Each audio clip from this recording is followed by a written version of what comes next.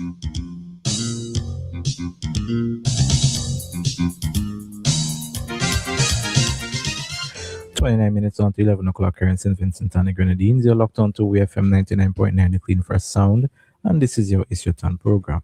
Remember, It's Your Turn is an interactive program, so the numbers to call are 457-9997 if you're calling from a local landline, 532-9997 if you're calling from a digital cell phone, and you can also send us a message or call us on WhatsApp at 457-9997. The It's Your Turn program is being hosted by Mr. Cecil Ryan and Mr. Philbert John. Good morning to you, Cecil. Good morning to you, Karen, and good morning to Philbert, and good morning to all our listeners on all the platforms, WEFM and the associated ones, Star FM and Garifuna Radio. Good morning to you, and we welcome you to another Issue at Hand program. Today is a very special day for all of us in the nation.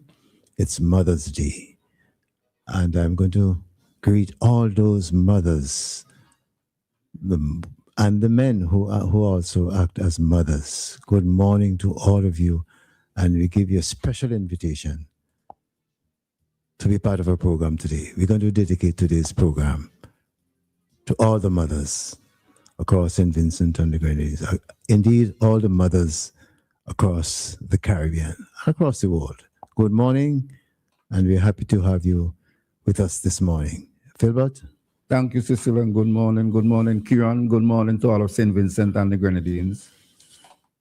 A special good morning to mothers. Happy Mother's Day. As Cecil indicated, we will be focusing on motherhood today and the joys and maybe pains of motherhood. Mm-hmm. We wish that you will join us as we commemorate this very important and very special day. Cecil? Yes, thank you, Philbert. And I'm going to have a song played in commemoration of Mother's Day. It'd be ready to be played shortly. But in the meantime, I've seen a lot of greetings going across the airways and across social media to all the mothers, and I want to join with those expressions of greetings. And of course, I want to reach out particularly, as I said before, to the WEFM family, and in particular the Issue at Hand family. Just great to be on this morning on this very special day. And given that our country is going through a particular challenging period right now, in the sense of the management of our economy, you know, Philbert, I've experienced, I've made the observation that women, and in particular mothers, are the greatest economists and money managers that I've come to know. In particular, I can tell you that in the village where I live, I remember certain names like my own mother, of course, and a number of other mothers in the area. And I can remember specifically Joyce Jones of Cedars. She knew how to manage money. And the evidence is there in all her children and grandchildren and all of that. And another close friend of mine who passed away not very long ago, Maureen King, she was a specialist in managing money. I remember she used to say to me, you have to know how to spend the money. You have to know how to work the money. Those are some of the words or phrases she used to use. And these are people who have not had the benefit of generational wealth. These are people who come up, see the world, take what they have around them, and spin what they have around them, and they've done extremely well as money managers. And that is why I feel so disturbed when in today's world, and today in particular in St. Vincent and the Grenadines, our leaders find it necessary to go to the IMF. I mean, those folks didn't have the benefit of not even credit.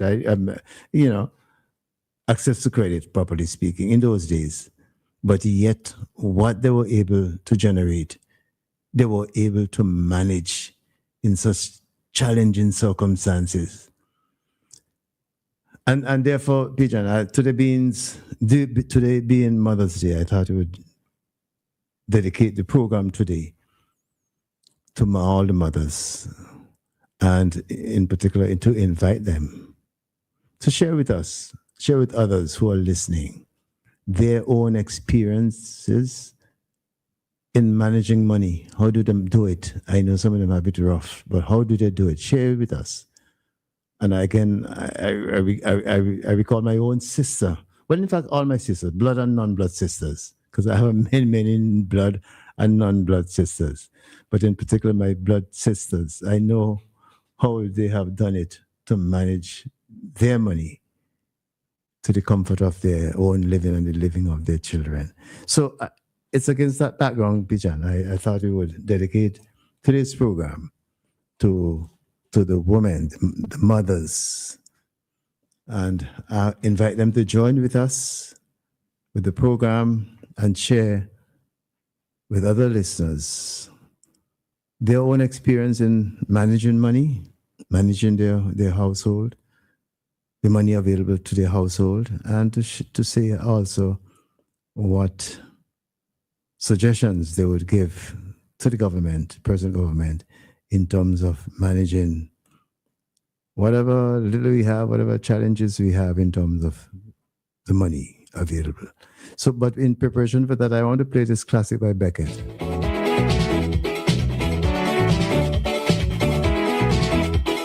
Mama, hey mommy, Mama, I must thank you for all the things you have done for me. Mom, here's your melody. Thanks for the true devotion. Thanks for the dedication. Thanks for the pain you bear. Thanks to bring me here.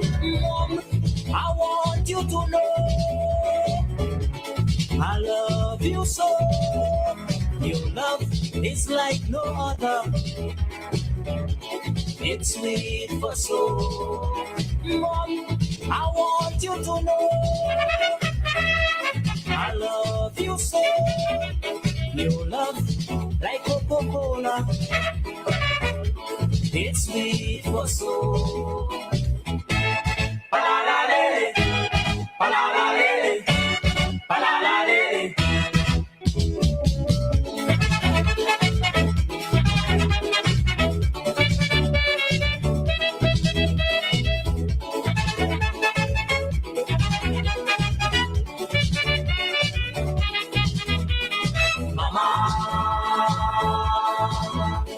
The dearest,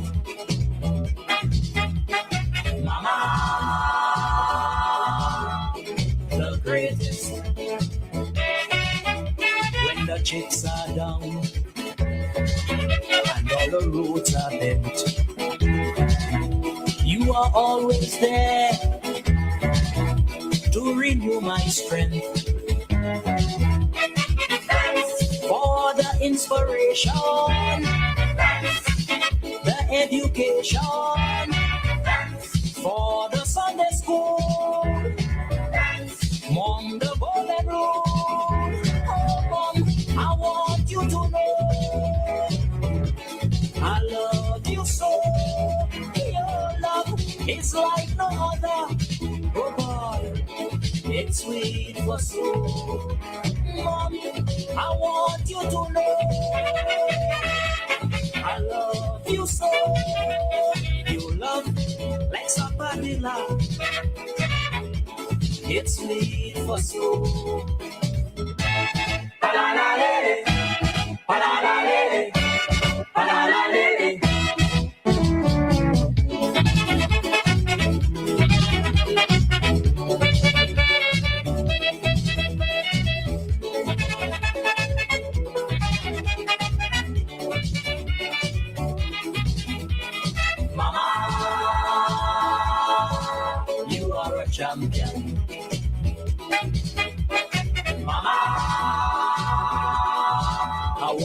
a million.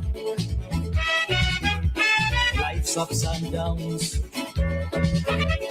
you always meet. When ends can't meet, you make them meet. Thanks for the right direction. Thanks, the love and affection. Thanks for the licks you gave. Thanks when I misbehave. Oh, Mom, I want you to know I love you so. Your love is like no other. Good God, it's sweet for soul. Mom, I want you to know let's love you so.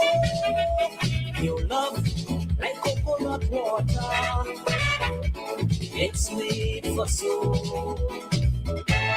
Palalale, palalale, palalale.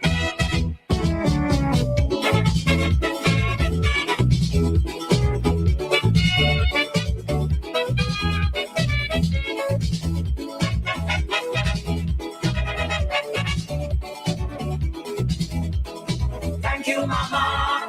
Thank you, Mama. Thank you, Mama. Thank you, Mama. Thanks for the breath of life. Thanks for the sleepless nights. Thanks for all the fight you fight. Thanks to keep me alive.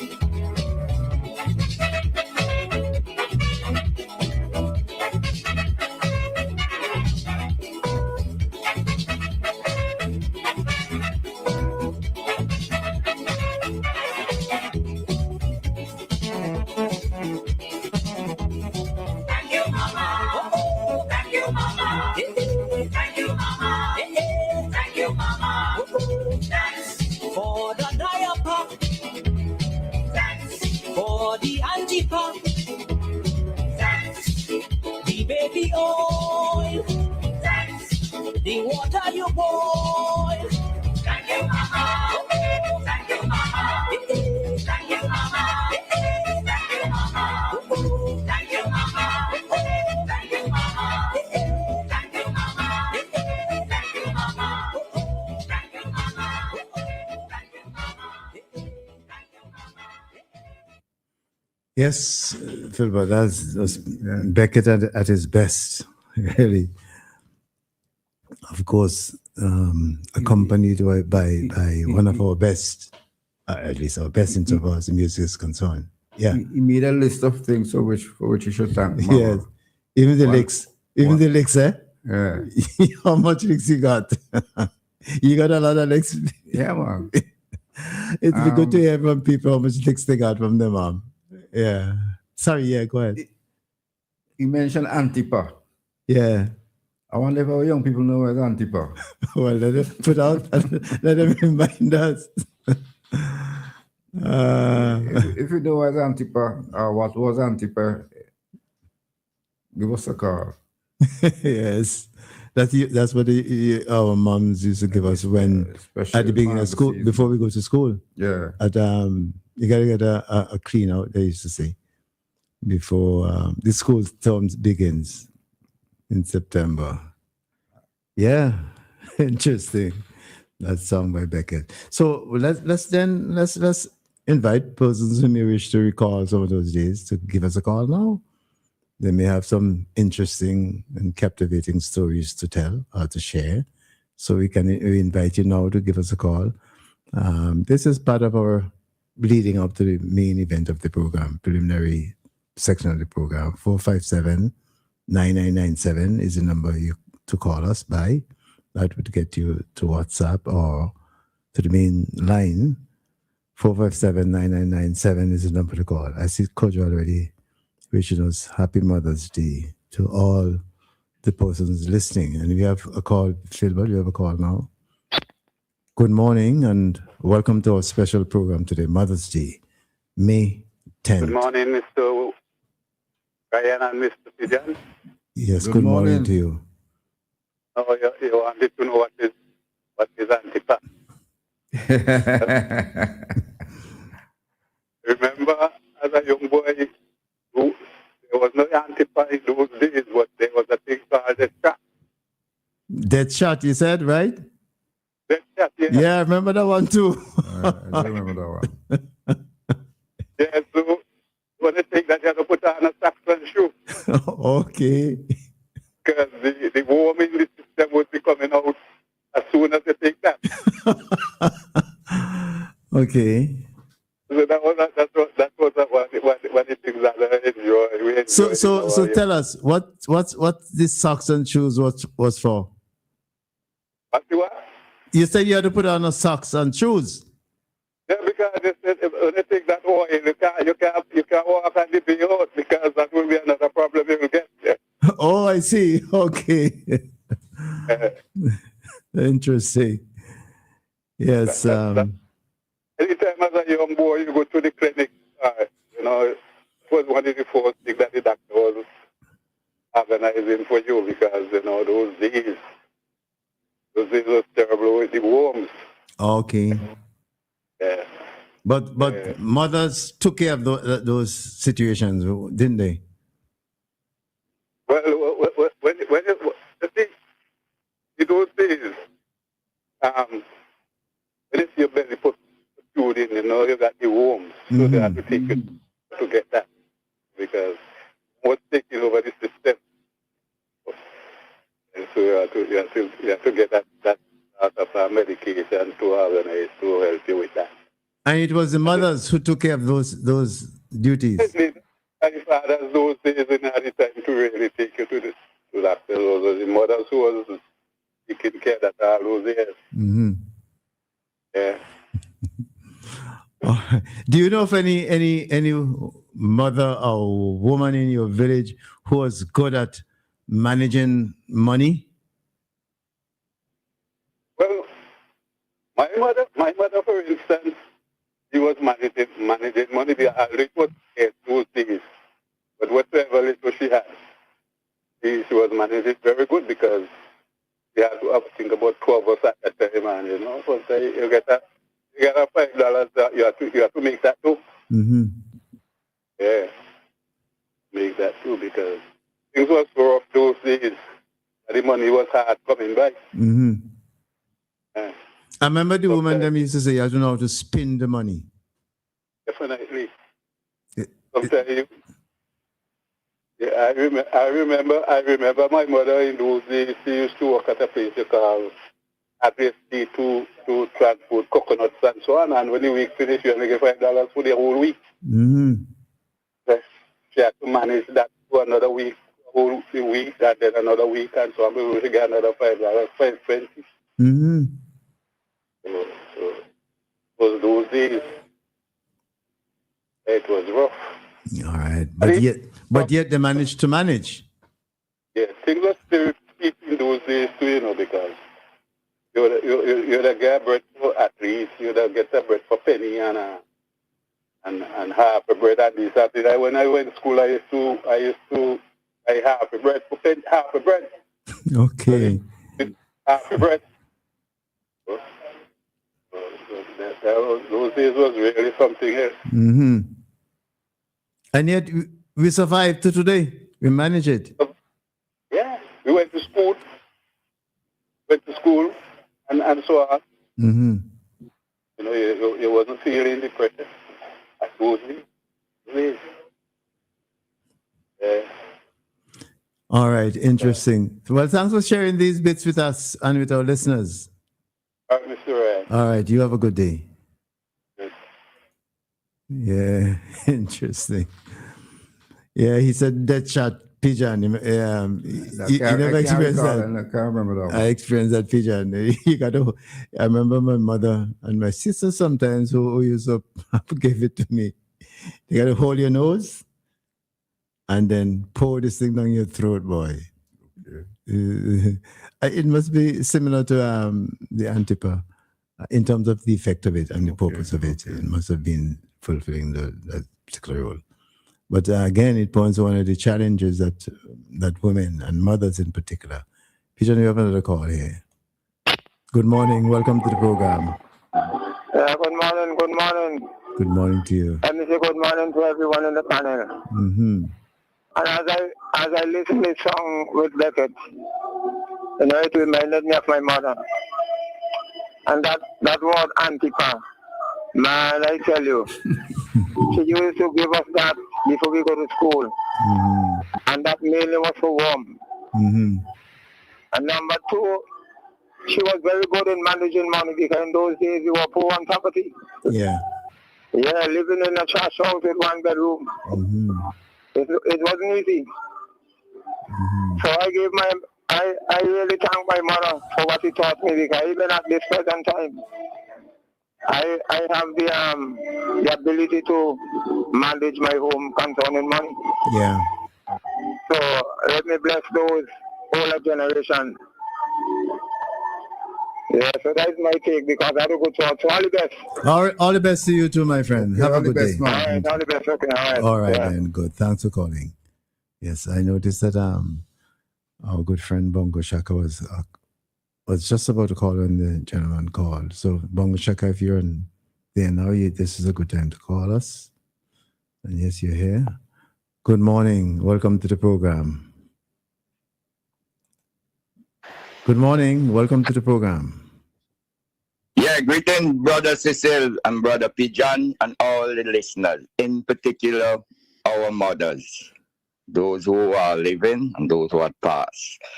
And Cecil, just not mothers only, there where we call parents, there's some ladies, nice ladies that takes care of people, children, or maybe a man had other children before with another woman. They took good No, care of them. we included everyone at the beginning of the program. I don't know if you didn't hear me. Yeah. But yeah, we included everyone. Yes, but go on. So I'm singling out those parents. Yeah. Mhm. Yeah, so greetings to all them, especially the hard-working farmer ladies in particular, especially those that usually meet for years. They're hard-working. And mothers, and mostly the ancient callers calling, always know how to manage business, you know, because the little money you should get to win a market, $5 and $10, and that was like big money, but they know how to spend it and utilize it. So I give thanks to all who have a good heart and treat the children and other people very well. My mom is not here, unfortunately. She passed out last year in Toronto. My mom is a Dominican. A lot of people have known her. She was very jokey and she always amused a crowd, just like I. So I have that spirit within her. So I hail up all the mothers, and I hope some of the daddies, you know, get up out the bed early and they fix breakfast, because some of them man ladies say, why woman going kitchen early and, you know, and celebrate with them. So I hope some of the fathers did that, you know. So they have a blessed day today. It's windy and sun shining very bright and it's very windy. And so I hope they enjoy it. Relax yourself, cock your foot up. Today's your day, as they said. And the husband of them massage your feet, you know what I mean? Pull the toes, massage your feet, pamper them and so on today, okay? And let love flow. So Cecil, that's all I gotta say today. All right. Okay. Thanks for saying it. Thank you very much. Yeah, man. Yes. You okay. too, brother. Yeah. Yes. Very unusual. Bongo Shaka was short today. Yeah. I guess it's because today's Mother's Day, and I appreciate that, Bongo Shaka. All right. So, anyone else who wish to share with us their own experience or what they have observed and experienced with their mothers or their sisters or their aunties and whoever else, their nieces and so on, you have a chance now to call us before we get into the other aspects of the program. This still we're dealing with some preliminary matters. So you can call us or send us a message and we would read your message. I noticed, as I said, Bongo Shaka already. Sorry, not Bongo Shaka, my bad. Kojo has sent us already greetings and has asked us to pass on greetings to all the mothers who are listening to the program. So we've just done that. And somebody's sending a message saying, morning, did I drink walk? Or drink? Because it contains some special. Is this a question you're asking? I know the Antipa walked. Are the worms was just afraid and chose to leave. Well, that too, no one should be punished with that stuff. Well, give us a call and tell us about the stuff you're describing. So you say even the worms were afraid and they decided to leave. That's interesting. All right, Trevor. That's a good one. But give us a call and say in your own voice what it is your experience has been. Yeah, 457-9997 is the number to call us if you wish to see what your experience has been and the experience of others that you know has been. Interesting morning, interesting Mother's Day morning today, May 10. And I hope all the good things, as Bongo Shaka has said, I hope all the good things and only good things come to mothers today, particularly. Yeah. Philbert, while we are focusing on our dedicating to this program to mothers, and if you like, more generally, women as managers of finance, I want to play a few clips, well, really 2 clips. The voice of Prime Minister Dr. Godwin Friday in an interview with Diane John on NBC Radio last week Tuesday, where she was interviewing him about the issue of the National Development Bank, which the IMF, in the press release, which was really a press conference, the IMF thumbs down the idea of the National Development Bank. And in a less pointed way, the CBI program. But Prime Minister Dr. Friday was on this interview, and he was basically saying, well, thanks, but no, thank you for the advice. So I have those clips, and I want to play the first one, which has to do with the establishment of the bank. So let me play this first clip, and then we can go on to talk about other things. Is this the time to do it? It is the right time because this is the way we get out of the difficult situation that we're in. We have to transform our economy. We have to unleash the creative and in our economy, and to make it available to ordinary people to start doing things to grow our economy. And that's the way we have to get out of that situation, along with the other measures that we are intending to implement. And so that is, it does make it challenging because, well, anything that we do as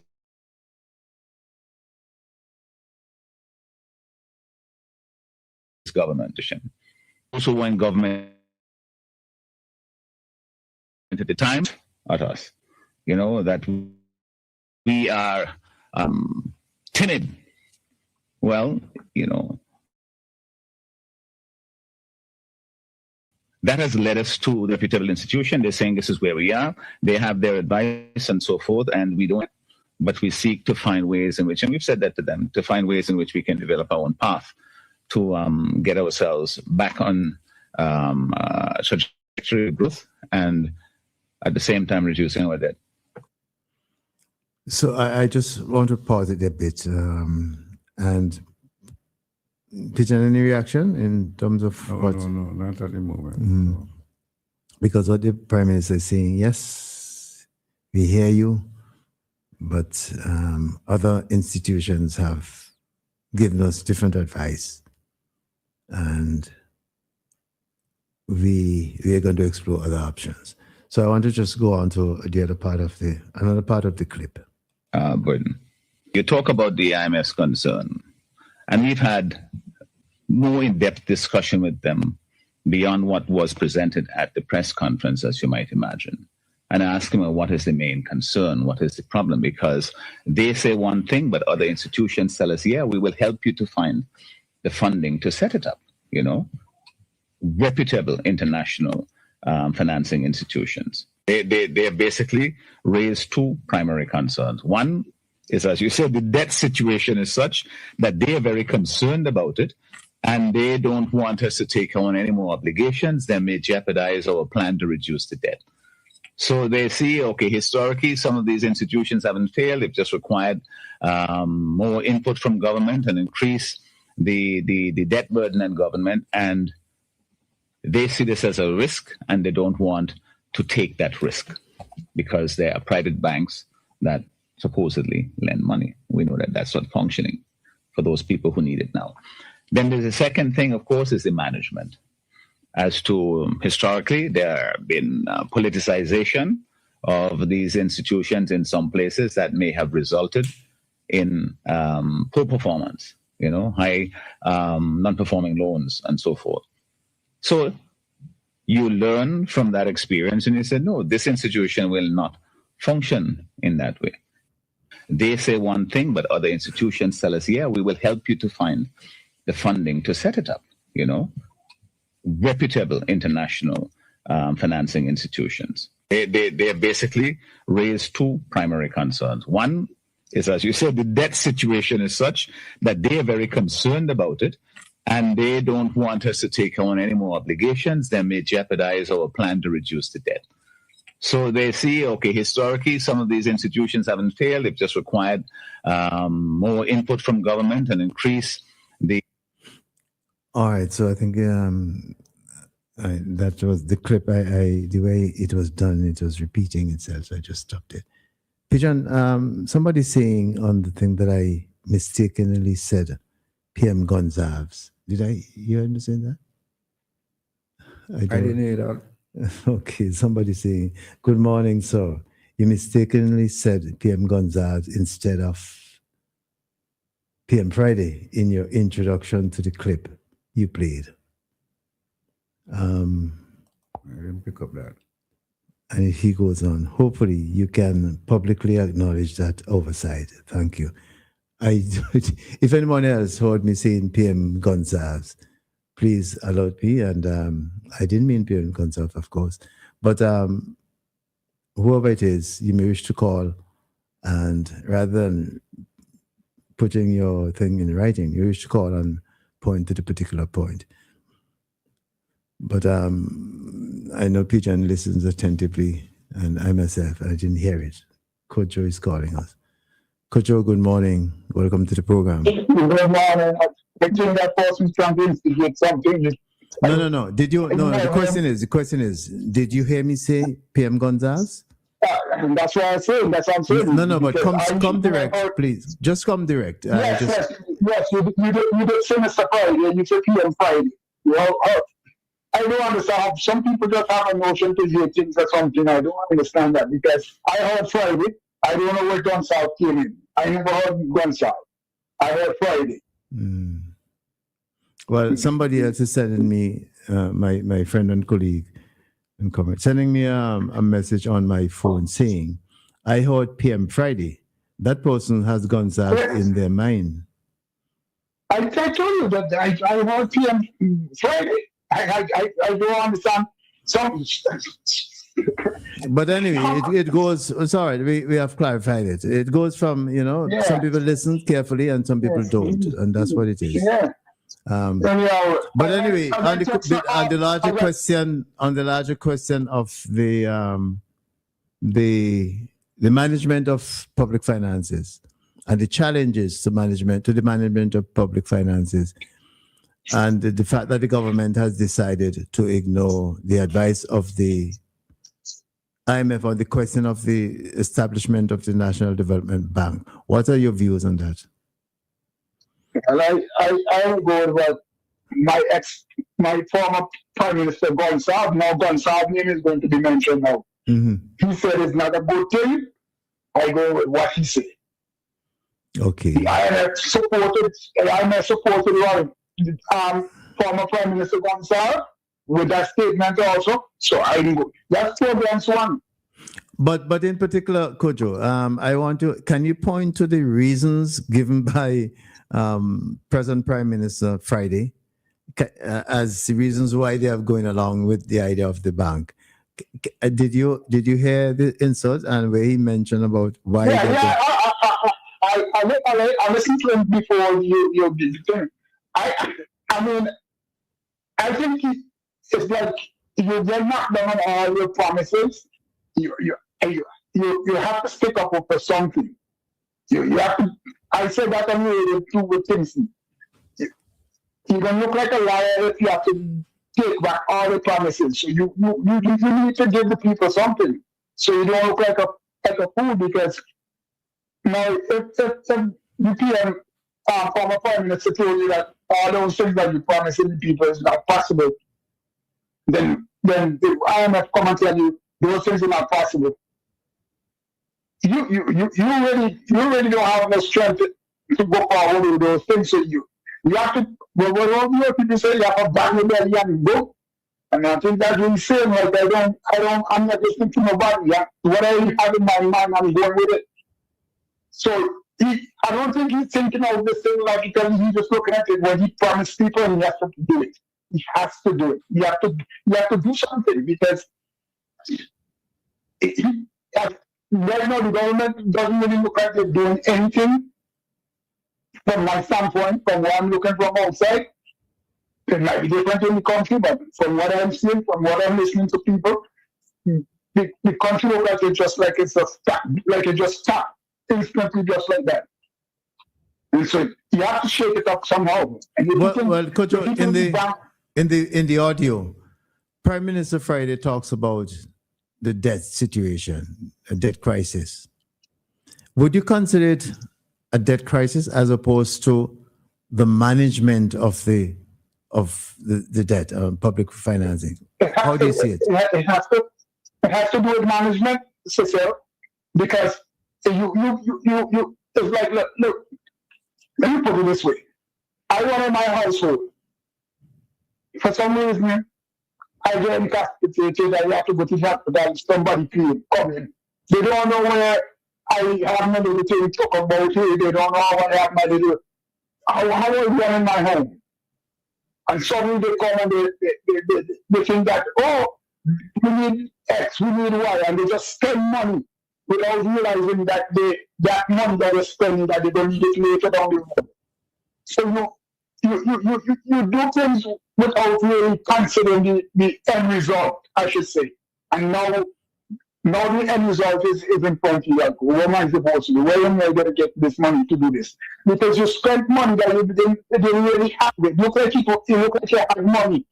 But, as you used to say, the old people we are managing took a piece of money, they took a piece of money, they took a piece of money. That system has not changed in life, I just want to remind you, Kojo, I'm sure you heard when I said that today's program is dedicated to mothers and women in general, but particularly mothers, because I recall how their experience of managing the little bit that they had. Yes, I mean, I tell you, when I grew up, and when I get older, I realize how much money my mother used to get, and the things I used to enjoy in life. I not know how to manage that, because the money that she was getting, it looked impossible for you to get when you got from her. But she managed to get those things, and still you should have a saving person, because my mother is the first person put me in a bank, in the penny bank. She carried me and opened up a penny bank, and still you should find money to give me when she get paid to go to the money bank. And other relatives and villagers who are finding it harder, they found money to give a penny or 5 cents, or at least food to them. I'm telling you, my mother, I think that's why I grew up loving to give to, because I remember my mother. Everybody who passed my mother doorstep, and you only say you're hungry, food ready for you. You look at a pull back our plate and take piece of our plate and put it to make a plate for that person. That's how it go to go along. I don't know. Well, I only could talk for my mother, and I guess most mothers was like that. They have a way of creating things out of nothing, basically. I see. Well, basically manage. You know? They had a way of managing whatever they had. Yeah. Access through. Yeah, and that's what give them because economics teaching probably come from them. You're right. They have all kind of facts. They have kind of facts and laws and kind of policy way of doing things. No, I remember Kojo. I remember Soli. You remember our brother and comrade and friend Soli, Calypsonian Soli. Yeah. He sing a song the other day, in his career. He sing a song about mothers being the greatest economists. You know, I don't know if you remember that song. Yeah. I remember it, and that's why I'm saying you can't beat them. That's why I tell people you have to learn how to run the country from our mother run the house. It is a larger scale. It is basically the same principle. You know, you can't spend everything in one corner. You have to chuck something here, chuck something there, chuck something here. And I think when people come in and the chuck system, they spend. It's like I always tell people, I don't care how much money you give somebody. If they must have bad spender, they're going to be a bad spender. You're not going to save nothing. You could give them $2 billion, they're going to be gone just as fast as if you give them $200. They just want to spend more. That's right. So if you don't know how to save money, if you don't know how to manage money, it doesn't matter who you are. It doesn't matter what system you put you in. You're gonna look at the matter of the system, and because that's the problem. We have got in shock system too, and that's another part of the economics that people don't study. Them shopkeeper too, and them shopkeeper. I watch how shopkeeper work because I used to be a lady. She will credit. That's how they used to do stuff. I don't know if people know that. They will credit from a truck. The truck will come and drop a thing, give them a weekly. And that, when the truck come back to drop off for the next week, they pay the truck for the goods from the last week. And that's how a lot of them shop survive in St. Vincent from a credit system. And they know how much money they're making off of the juicy, how much money they're making off of the juicy money going there from the waste money. People, if you understand it, women and mothers and it's a beautiful watch. It's a study. And I think people need to put study that thing in a proper way and do have good writing up about it. I don't know who could do it, but somebody needs to do that. Anyhow, that's my good thing. Anyhow, the person who listening, tell them listen good because we didn't say nothing about happens. Well, I'm sure the person is still listening. Thanks, Kojo. Thanks for calling. No problem. All right. Interesting. Yeah.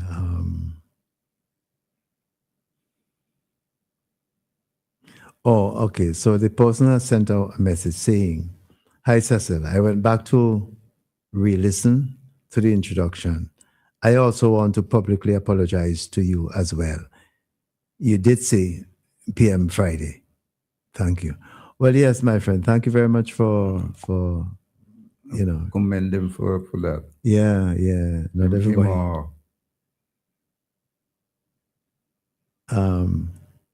Yeah. Well, yeah. Somebody saying in response to the clip, it's very hard to listen to Dr. Friday. I don't know why. It was clear to me when I listened to it.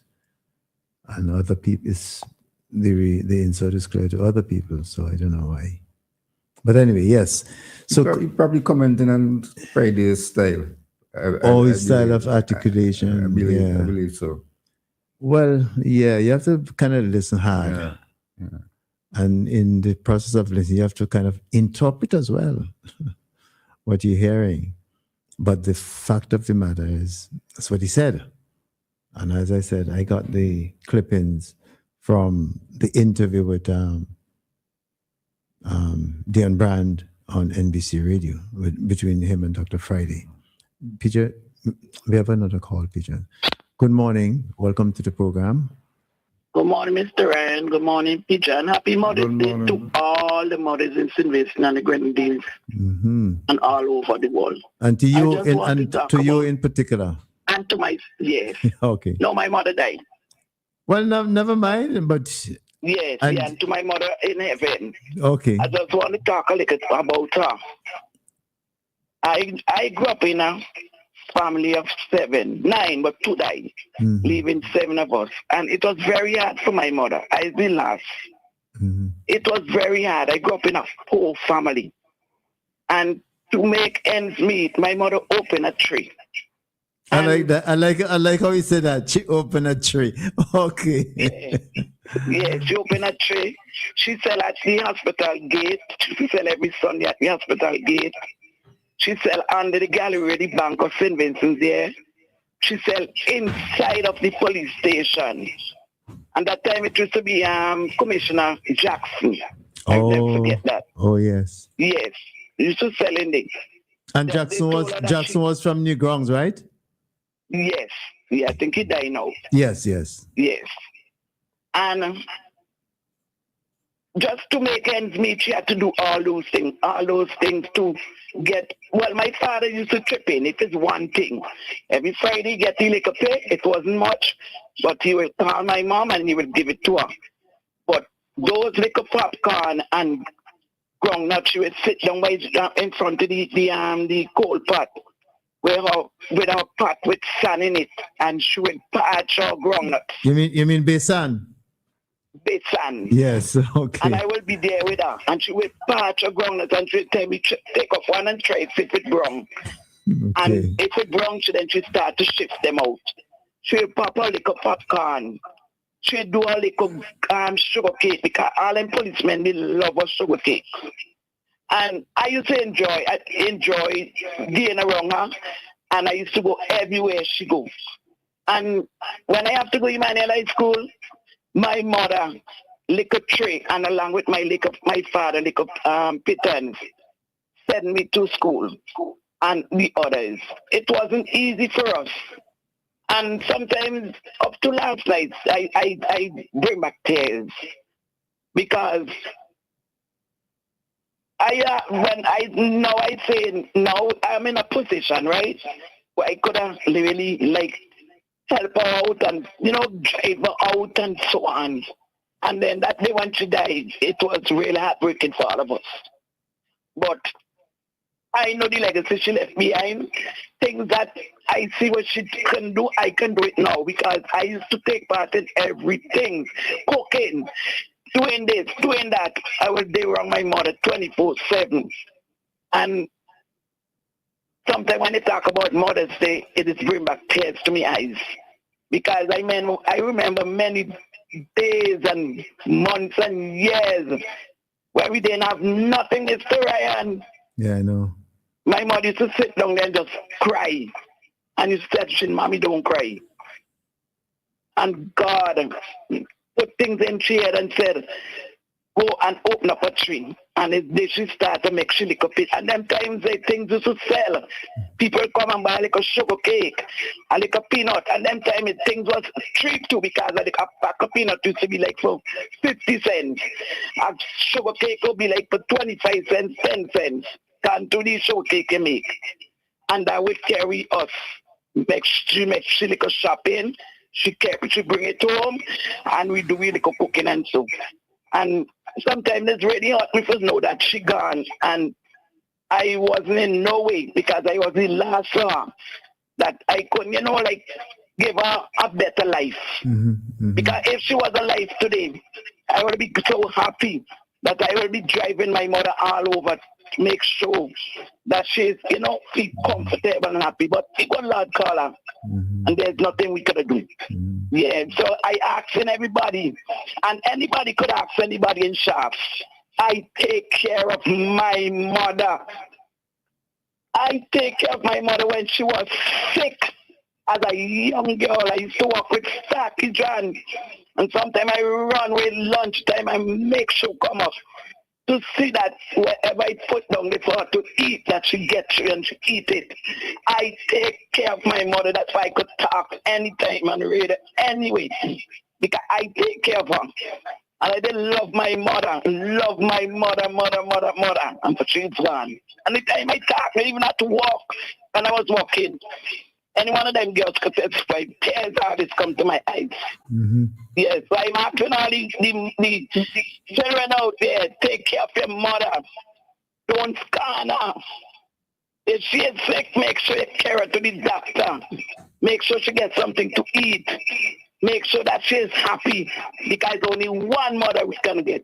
When you can get 99 wives, there's only one mother. Mm-hmm. Okay. Before you go, I sense that your main takeaway, at least my takeaway from what you said, from the time your mother opened the tray, is that she found out how to manage money. The little bit that she had, she was managing it. Yes, she could have managed all the pittance, because she used to put aside more money for that tree. We couldn't go to school, and money that she could turn over. And money to pay a little bill. She could not manage her money very well. Mm-hmm. Yeah. Do you know, including yourself, do you know of other women who have had such, similar experience in terms of money management, in from shops or from wherever? I can't recall. Mm.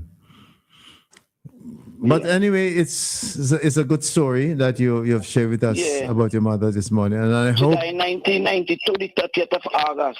Okay. No, 1997, the 30th of August. Yeah, and I hope the advice that you've given, that people take up that advice. I just want to say, remember. I send it out there. Take care of your mother. I wish my mother was here today. I could have cooked for her and make her happy. Pigeon is saying something that he remembers. Lavon, I remember your mother. Okay. Yes. Very in them days too, that tree, we will walk from town to shaft. Okay. With that tree. To come back, because at them time the van wasn't running. Mm-hmm. Yeah. Okay. All right. Thanks for sharing with us. Thank you very much. Have a good day. Okay. Interesting, Pigeon. Yeah. You know, she said her mom opened a tree.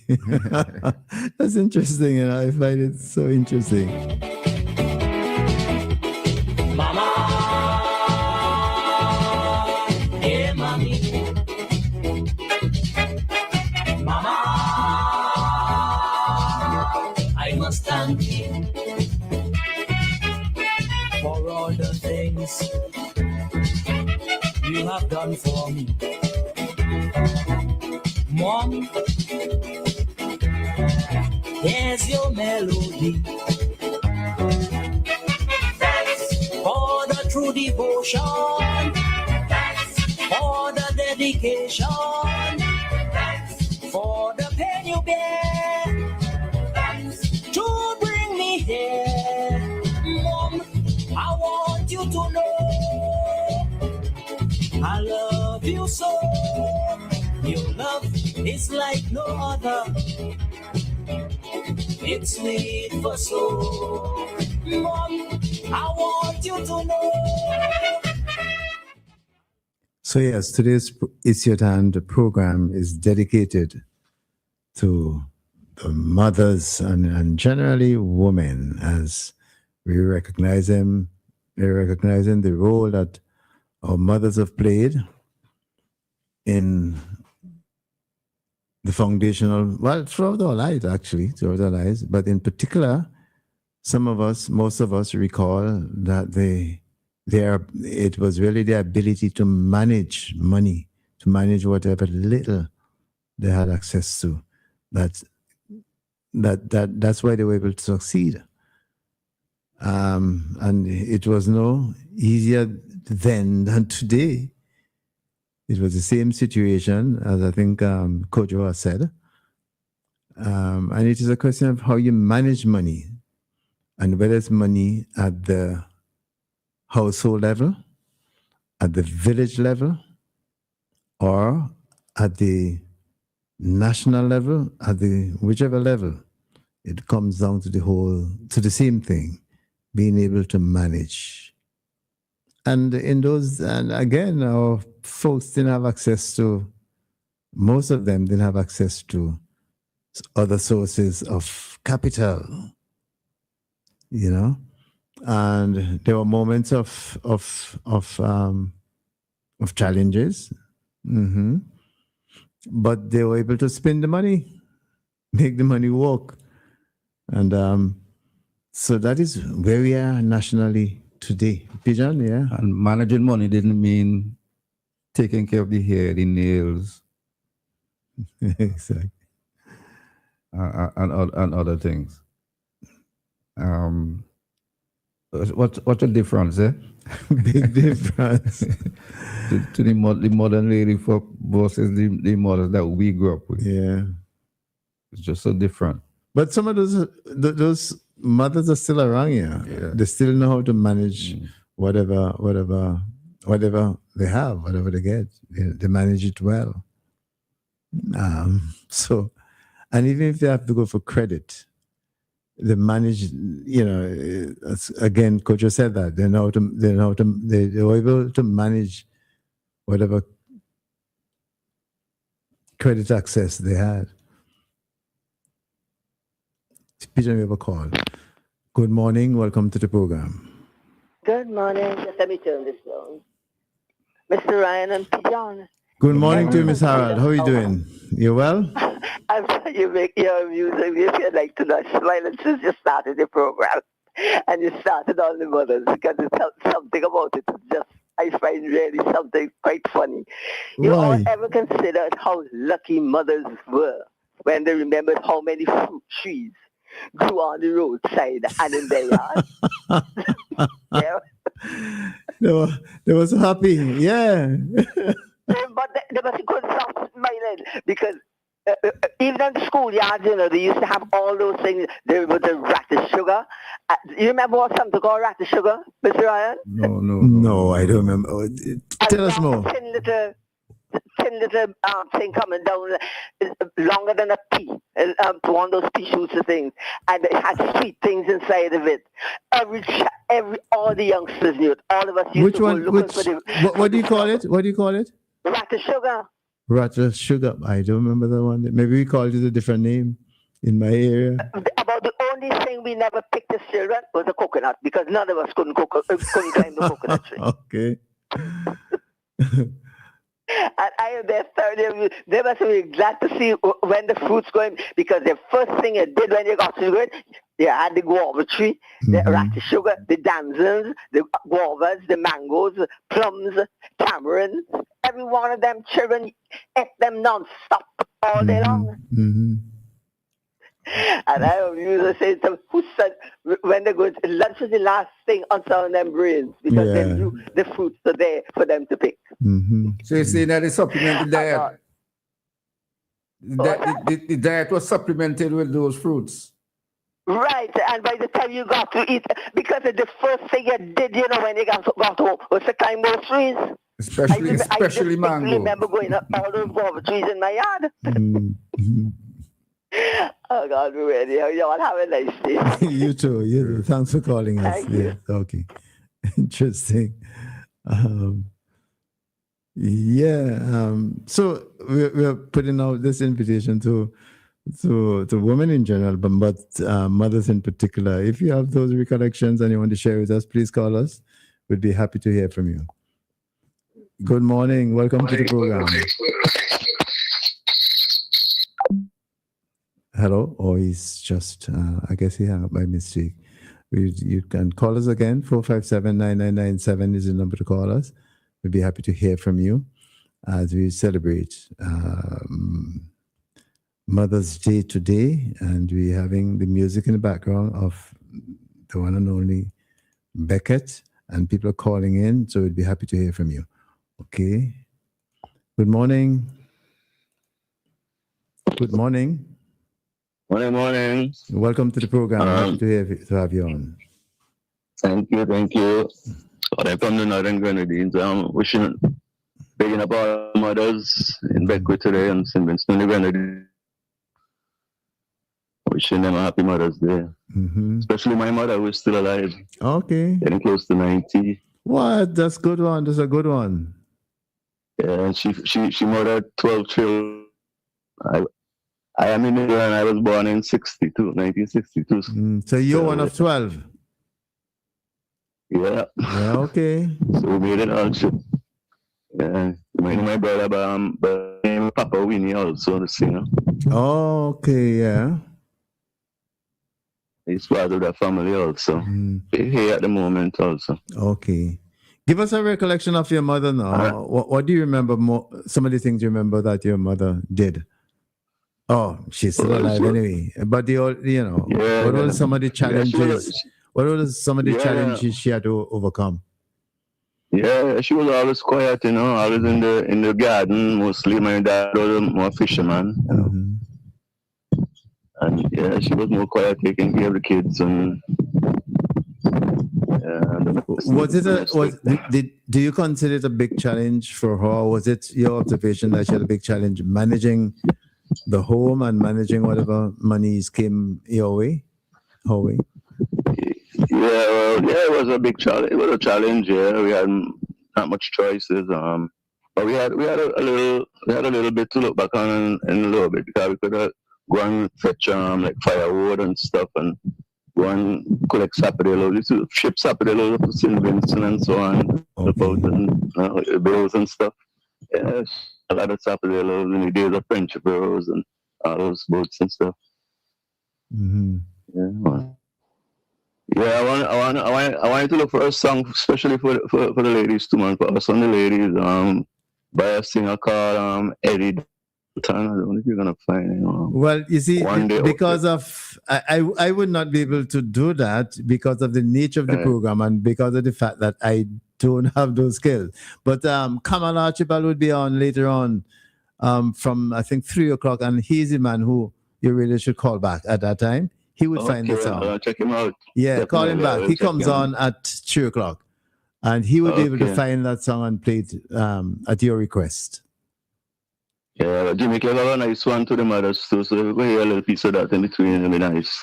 Yeah, all right. Their mother. All right. I don't know if our very able technician here now is Kieran. He's listening, so if he can find it, I'll oblige you. Yeah. But in the meantime, we have to strict what's on the playlist in front of us.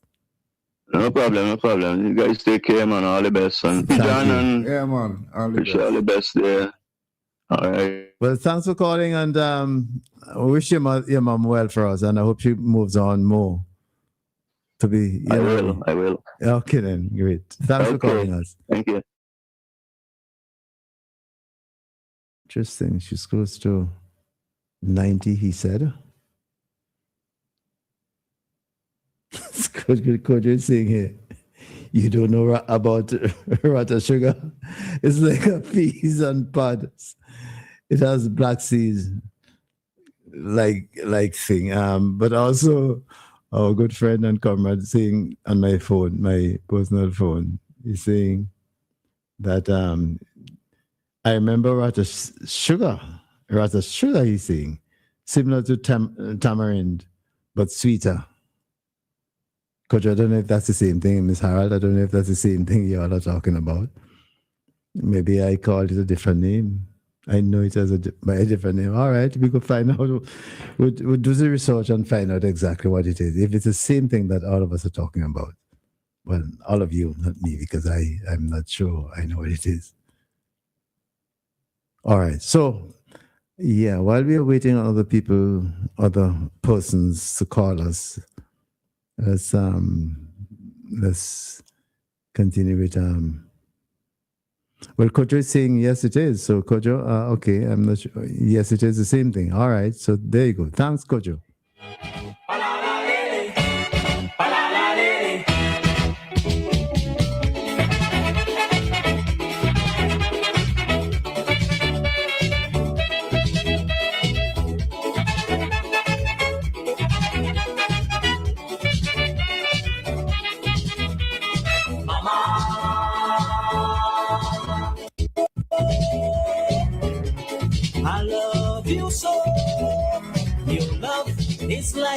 Good. It's made for slow. Good morning. Welcome to the program. Good morning, Mr. Ryan. Good morning, Pigeon. How are you? My name is Anita. Good My day. voice is not so good, so I hope you can hear me clearly. We can. But We I are had to hearing you chime in. clearly. We are hearing you clearly. Right, I had to chime in on this one. Good morning, Lavon. We're on the same boat. I tell you, Mr. Ryan, I learned to manage money since I was 8 years old. Mhm. And you want to know how. Yeah, you have to time- give us the full story. Listen, I was born behind Lord Village School, and there was a fair one day, and my mother didn't have any money to send me. So I sit there and tears in my eye, and she called me. She said, "You must learn for here when I talk to you, hey?" And my neighbor, we used to live in a tenant yard, and my best friend there, because she was born the 25th, I was born the 31st of December, same year. So her mother said, Anita, you ain't going to get ready. Hear me now. Mommy says she ain't had no money. Look, she said, my mother hold me by my hair plaiting. And she started to pull it. So the lady said, Anita, go bed and get ready. I going to give my money. And while my mother was combing my hair, she said to me, you must hear when I talk to you. When you're going anyway, you must have your own 10 cents. That you could buy your own sugar cake. That time sugar cake was 8 and 10, you know. And so that you could give when somebody gave her. Anyway, we went to the fair, Mr. And from that, they used to have, I don't know, Pigeon, I don't know if you know what place used to call Damwall when you leave Lord Village School.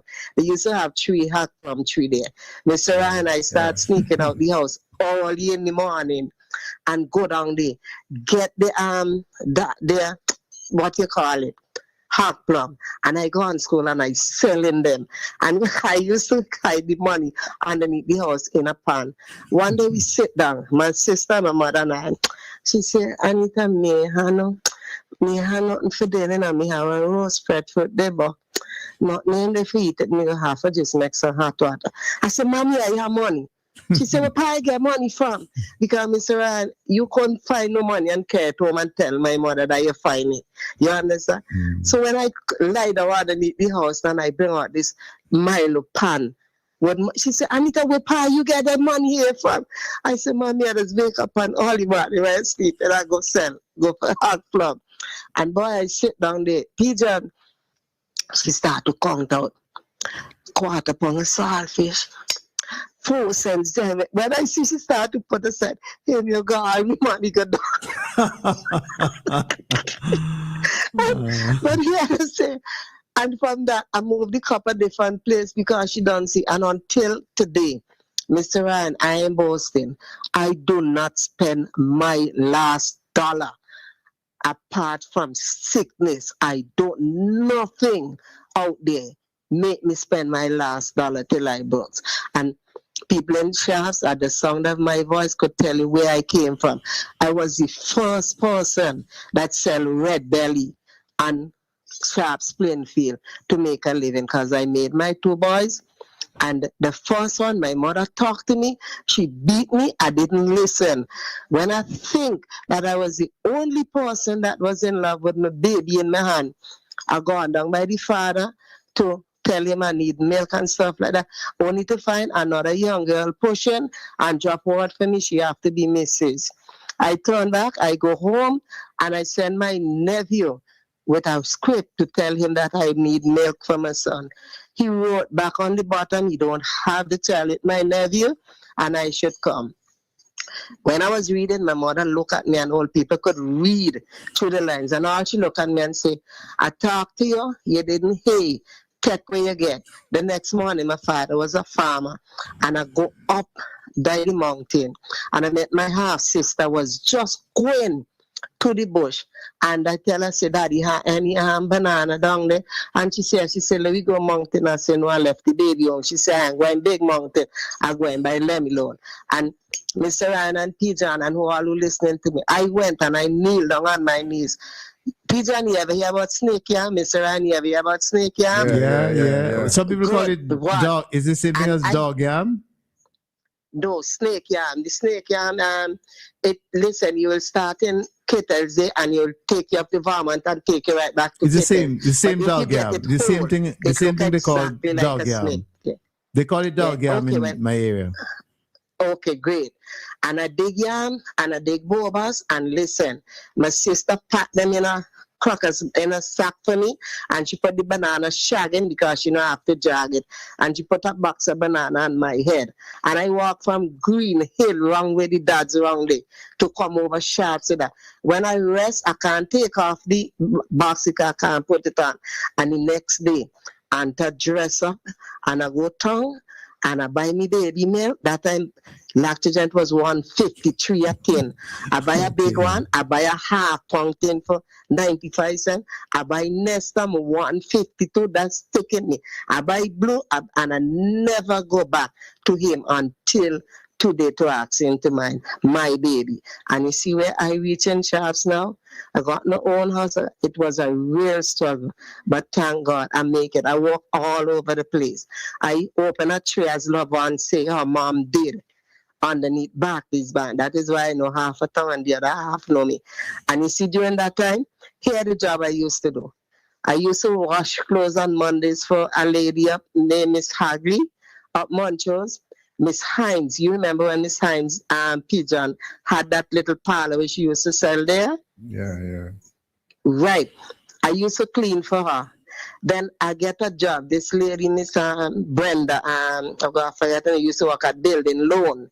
She passed one day, she buy me check. She said, she used to buy me nuts. And she said, Miss, I'm looking for somebody to clean the office. I say, I'll take it. And every Wednesday evening, Saturday morning, and Sunday evening, I selling in the up Theatre Road. Then I leave in 1977, I went to Barbados, and I move on, and I move on, and I move on. I went to Antigua to work for Bonnie's Lake and all over the place. God has blessed me. So here, you have to know, management is it. Bongo Shaka could tell you, my mother used to wash for them.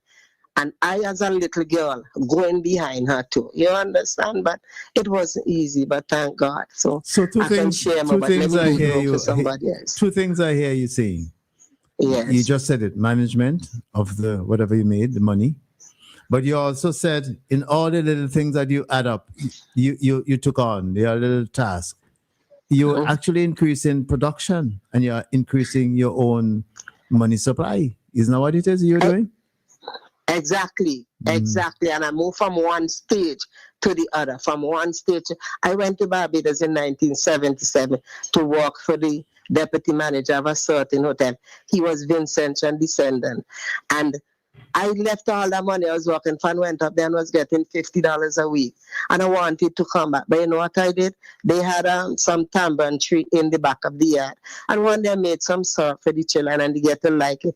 And the big boy said to me, and Miss Janet, that's my first name, you want me to take some to school? I said, I can't send you, I have to ask your mother.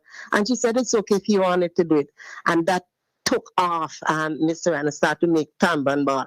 They had a bread shop, and I couldn't roll tambourine ball enough. And I saved every cent of that money. And when I left them, within a year and some, I started to traffic to Barbados with selling fruits and stuff like that. So I know that. So I go a step up and a step up and a step up.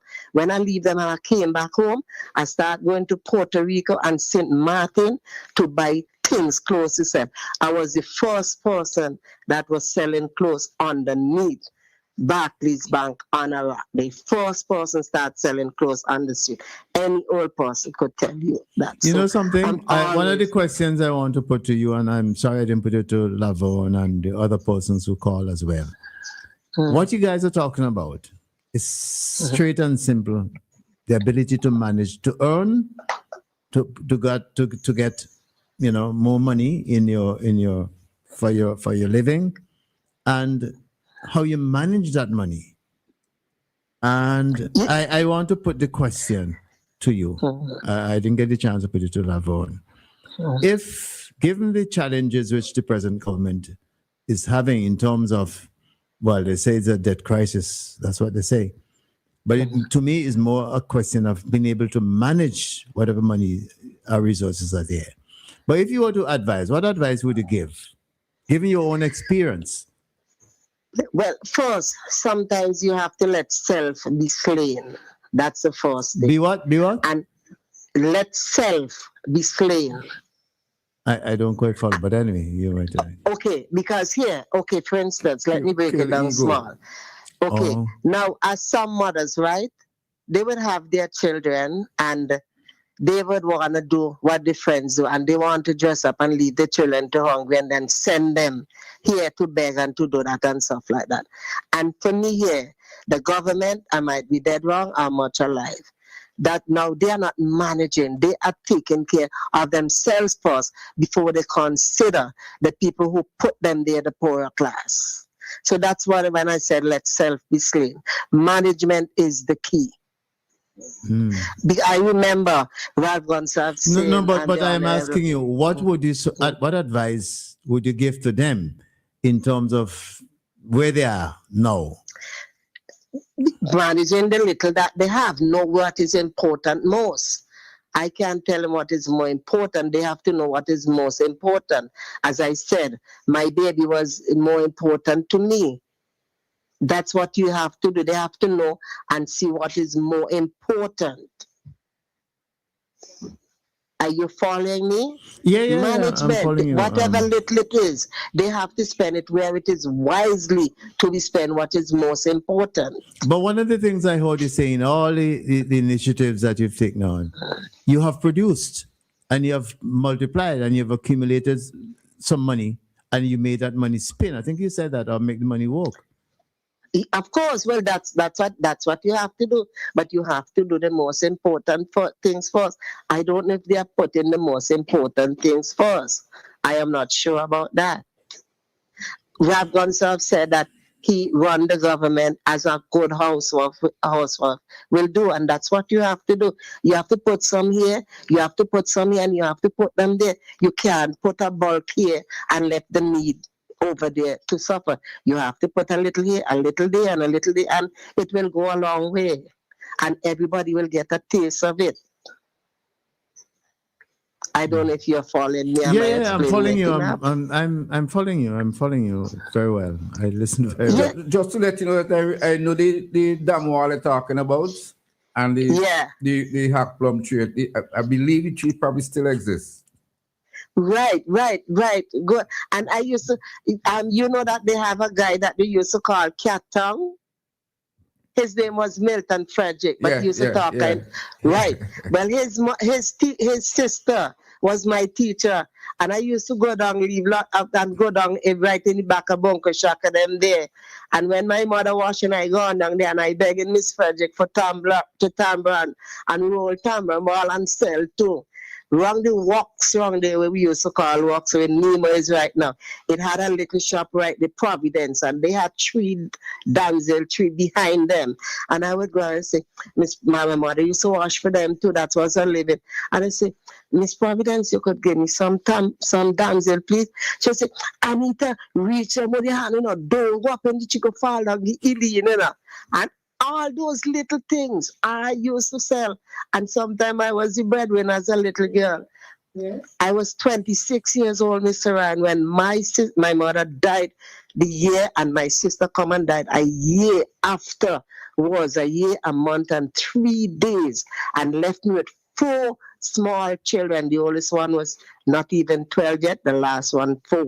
And everybody come, oh, Anita, I will help you with this. I said, no, we make a pledge with that first. Telling that chance people could tell you. And Mr. Ryan, I had the 6 of them, my 4 and my sister 2. And here, underline it in red, I never send them yet one day to beg for 25 cents out to borrow from anybody. The other day I was giving my big son joke, and I say, remember when I did send you to borrow $5 from somebody, and they say, go tell your mother, go look for it. He said, Auntie, not me. Must be fat. You never send me no way. Yeah. So nobody of Sharps could say that I threw it in my face to say that I ever sent those 6 children. They had a brother used to sell, and when he came home, I migrated and went to Antigua to work for a lady named Bonnie Lake, the best lawyer Antigua ever had. Oh, you know See the that. governor, what you said? No, sorry. I just put it in a joke. You said the best lawyer Antigua ever had, so it's all right. Of course, Bonnie Lake. Yeah, you Google that. I'm telling Okay, you. all right, And okay. you see the governor general right now, Sir Rodney Williams. She was his lawyer, and my cousin used to work for him. Okay. And every Wednesday and every Sunday, I used to have lunch with him. If you mention my name right now, immediately he can tell you who All right, Janet but is. I get Yes, two so- things from what you're saying, from all the Yeah. stories that you've given us. Is one is to increase production, increase wealth, increase money, and two, being able to manage well that money. Those are the two things I draw from all the stories Yeah, that you you've have been to giving. sit down and you have to know where you want. I know that I grew up in a piece of house where me and my mother had to take spell to sleep, and I vowed that my children wasn't going to live like that. So in early, I built a board house and I sleep on the floor, and I gave them the bed that I had until I could buy one. Okay. And what I have there today now, I increase on that now. Okay. And I'm happy. So, Mr. Ryan, if anybody meet you in town today, I don't know what tomorrow holds, and say, that lady that has been on the radio, she owe me, tell them you have to ask me first. As I said, I don't know what tomorrow holds, but as of today, I can't point on anybody that I owe, because I don't spend my last dollar. Okay. And when people spend the and you last know how dollar, to that's manage, you end and up you in know how debt. to manage the money. Exactly. That, All as I right. said, I don't spend my last dollar because I have to save it for when they listen. Let me get somebody else a chat. Yes. Pigeon, you don't hear about TJ Tidal? TJ is in a situation that I can't talk about on radio. Yeah. Oh, okay. All right. He Then, lives okay, overseas. man, He lives he was the brightest person in class, man. Yeah, he lives overseas. He lives overseas. Okay then. All right then, gentlemen. Be safe and happy Mother's Day to all them. Kojo, I will learn to talk for you tomorrow morning. I stop for dealing. All right. All right, okay, Anita. Mr. Thanks, God. thanks for calling and sharing your experience with us. Yeah, Thank you peace very out. much. Yes, take care. Interesting. Those are the stories we should be hearing. Yeah, that's why and I'm sure there are thousands out there. Well, in fact, where we could hear one is from. now coming in again. Let's hear. Good afternoon. Welcome to the program. Actually, still morning. I'm sorry. Cecil, Lance Chapman here. Oh, How you Lance, doing? greetings. How Happy you doing? Mother's Day to all the mothers in St. Vincent and all over the world. Unfortunately, because of my time in life, I don't have a mother at this point, but I used to. And she was a great mother. But what I really wanted to add to this conversation is about the situation. I want to ask you a question. What do you think the airport cost to build? Actually, there's a. I don't have the number offhand, but there's in the airport itself, $700 and something million. I don't remember And the the exact port, figure, what do but you it think is the in the port- airport. It's in the airport. There's a section which is a museum section, and it has a lot of displays, and the cost of it is right in there. Okay, but the thing I want to think that we are now in debt to $3.5 billion. Is that about correct? Yes, I think that's what was the figure that I heard. Now, if the airport costs $700,000, No, million, over $700 $700 million. that's almost 1/3 of the cost of or at least 1/4 of the debt alone. Yeah. The port must of course how much of the hospital Similar is amount, set but up? just less than the airport, but similar amount, yeah. Well, the reason I bring this up is because the conversation seems to be that all this is a whole bunch of money that seems to have gone nowhere, and it just was wasted money or something, and therefore it was mismanagement. And I think basically what's happening here is fear, not so much the actual situation, but the concept in people's mind about what this means causes them anxiety. But Well, if you permit me, I'll allow you to come back. Lance, I don't know. I saw a particular posting, and in that posting, the word squandered was used. And just like you're doing, I'm going back. You know, I'm saying the airport, the IA, was that money squandered? The port, was the money squandered? All the people, all the youngsters who got scholarships to go abroad and opportunity to study, was that money squandered? Exactly. All the persons who got Exactly. housing, I mean, was the money Exactly. squandered?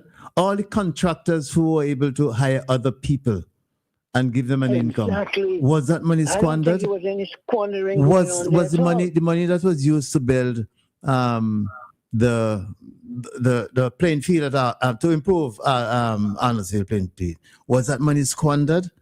Was Exactly. was So, the I think they're doing the this hospital form that of is currently being service. the hospital that is being currently constructed at Arnold's Thank you. Was that money squandered? And Thank you. in fact, the center in Georgetown, where people go for services and Yes. inexpensive services, was that money squandered? All the projects and bridges Cecil. and so At on least you're paying that were being attention. built. Even if you go up north, we know right now, you know, a lot of work is taking place. Well, at least at one point, was construction of bridges and city fences. Was that money squandered? And I mean, Lance, we can go on for I the rest rest of the my day. case. We can go I on. rest my But it's the same question that you've posed. Was that Yes, money I rest my squandered? case. Yeah, I'm singing my song this year, and I want you to look out for it. Thank you, Cecil, for paying attention. Yeah, I always do, Lance, and I pay attention to your songs as well, even though, well, you know that. So I'm looking Yes, forward for your song this year. Yes, sir. Yes. Have a nice day. You Happy too. Mother's Day again to all the mothers, and happy Mother's Day to all the fathers and children, too. Yes. All right, Lance, have a good day. He's gone. No, it's funny he raised that. He called and raised that because I saw the use of this word, squandered. And I'm asking the same thing. And we're going to have from Lansford, hear from Lansford. Lansford, greetings. Good to hear you. Cecil. Good to have you on. Thank you. Pigeon. Good day, sir. Morning. Greetings. And Lansford, sorry to cut you on, but according to Miss Harrell, I don't know if we're having a fun day today. Yes. But Cecil, it might sound like fun, but you've been having a serious conversation, eh? Yes, I agree. The things that we pay thousands of dollars to go to school to learn. Mm-hmm. You've been hearing it here in a very practical sense today. Creativity, entrepreneurial spirit, and it's tremendous. Mm-hmm. It's a really great program you've been having here today. Mm-hmm. But I want to go back and say greetings to all of the mothers. Happy Mother's Day. And I want to single out the mothers who belong to a particular community that I belong to. I'm not talking about a geographical community here. Mm-hmm. Those of us who live with disability. There are some mothers among us who live with disability and they have an extra struggle. And in many cases, they're doing well. Cecil, the wild fruit that Miss Harold started the conversation on, in the countryside, we call it rata sugar cake. Okay. It's exactly the shape of a string bean. Oh. Green like that. I think I know it. It grows widely along the roadside. But there's another similar one that grow more in the forested area that we call Spanish herbs. I know that one. The sugar cake, as the colleague before said, have fine seeds in them. Yeah, I know that one. Yeah, I've had that one. Yeah. Sweet. The Spanish herbs have seeds, but a fluffy, Mm-hmm. cotton-like substance around them. Mm-hmm. Mm-hmm. And Anita, I don't come from Sharps or Green Hill, but I know where the dam is, and I know they have okay. Try walking across the dam one time, but after 2 footsteps, I went back. Mm-hmm. So the issue with the management of our economy, and Lance, Mr. Chapman before me, made a very interesting and relevant intervention. It is what I have been saying all along. These debt was spent, the money from these debt was spent on very important facilities. They may not, to the uninitiated, appear to be money-making enterprises, but they have laid the way for money to be made. If you take, for example, the airport and the seaport, they have the ability for us to produce more. And you have the hospitals and the other things, the other social, the health-related stuff. They support those.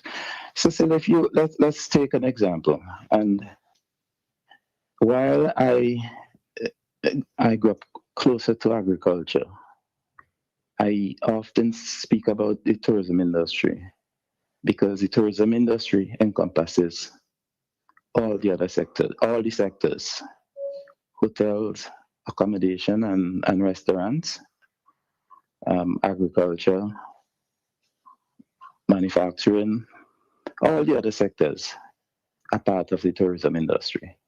And that's why I often speak about the tourism industry, because it's one of the industries that can integrate all the sectors, bring them together to produce wealth for our country. What these facilities that have been put in place for the last 25 do is that they have increased our capacity for more production. Mm-hmm. Let's look at the tourism.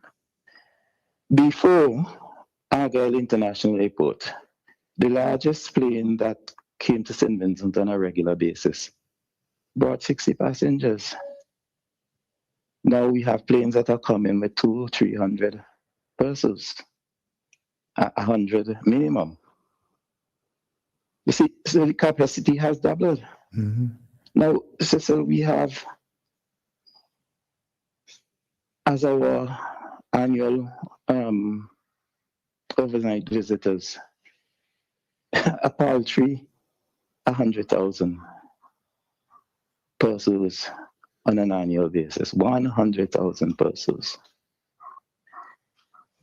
We now have the capacity to bring much more than that. We have flights are coming from the other side of North America. We have flights that are coming from Europe. And as the callers have demonstrated here this morning, it just takes some creativity and focus so that we can expand our production. And I just demonstrated in the tourism industry by bringing more guests to St. Vincent. If we expand our production, we produce more, then we can sell more. When you sell more, you have money. You can use that money for several things. You can use that money for consumption. In other words, we can feed ourselves, and as we're talking nationwide, support our social services. We will get more money to do that. We can save some. So that's the issue of the balance that they've been talking about. Yes, we can move the balance into a positive state. We can have additional money after we've done all of that. We have additional money to pay the debt. Mm-hmm. Or you can put in the debt wherever you want to put it in. And this debt to GDP ratio that some persons, our some people get upset with me, so I want to say that they seem to have a preoccupation with the debt to GDP ratio. I will repeat it. It's a simple fraction. Mm-hmm. You have debt at the top, you have GDP at the bottom. This issue with the National Bank, what you're seeking to do is to increase the top. You're going to borrow money to put in the National Bank. Mm-hmm. So increase the top. Once you increase the top and the bottom remains constant, at least for a time, the fraction is going to get larger. Where you need to do, Cecil, is to focus on the bottom of the fraction, the GDP. Mm-hmm. If you have a cake and each person is getting a particular fraction, for each person to get a bigger piece, you simply make a bigger cake. Mm-hmm. We have the increased capacity to do that, to bring in additional hotels that do not have to be public sector investment anymore, because we have demonstrated that we can attract large private sector investment that the National Bank that we're talking about will not be able to support. To do a large hotel, we have to get private investment, private sector investment to do that.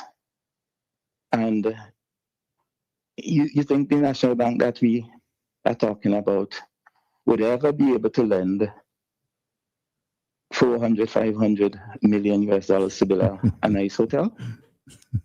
No, we get that by selling or leasing or putting in the nice lands that we have and give them some concession, and they build the hotels. They will do their own advertising. They will bring more guests. And they bring more guests, we collect more taxes. Our people work, get more jobs. Some persons will get better jobs. And the cycle will continue. And as Anita said, you can move to other areas. Once you start making money in that way, you can move to other areas where you're investing in and be creative. I think we made a serious error when we elected a government that chose to put a historian in this modern age as our Minister of Finance.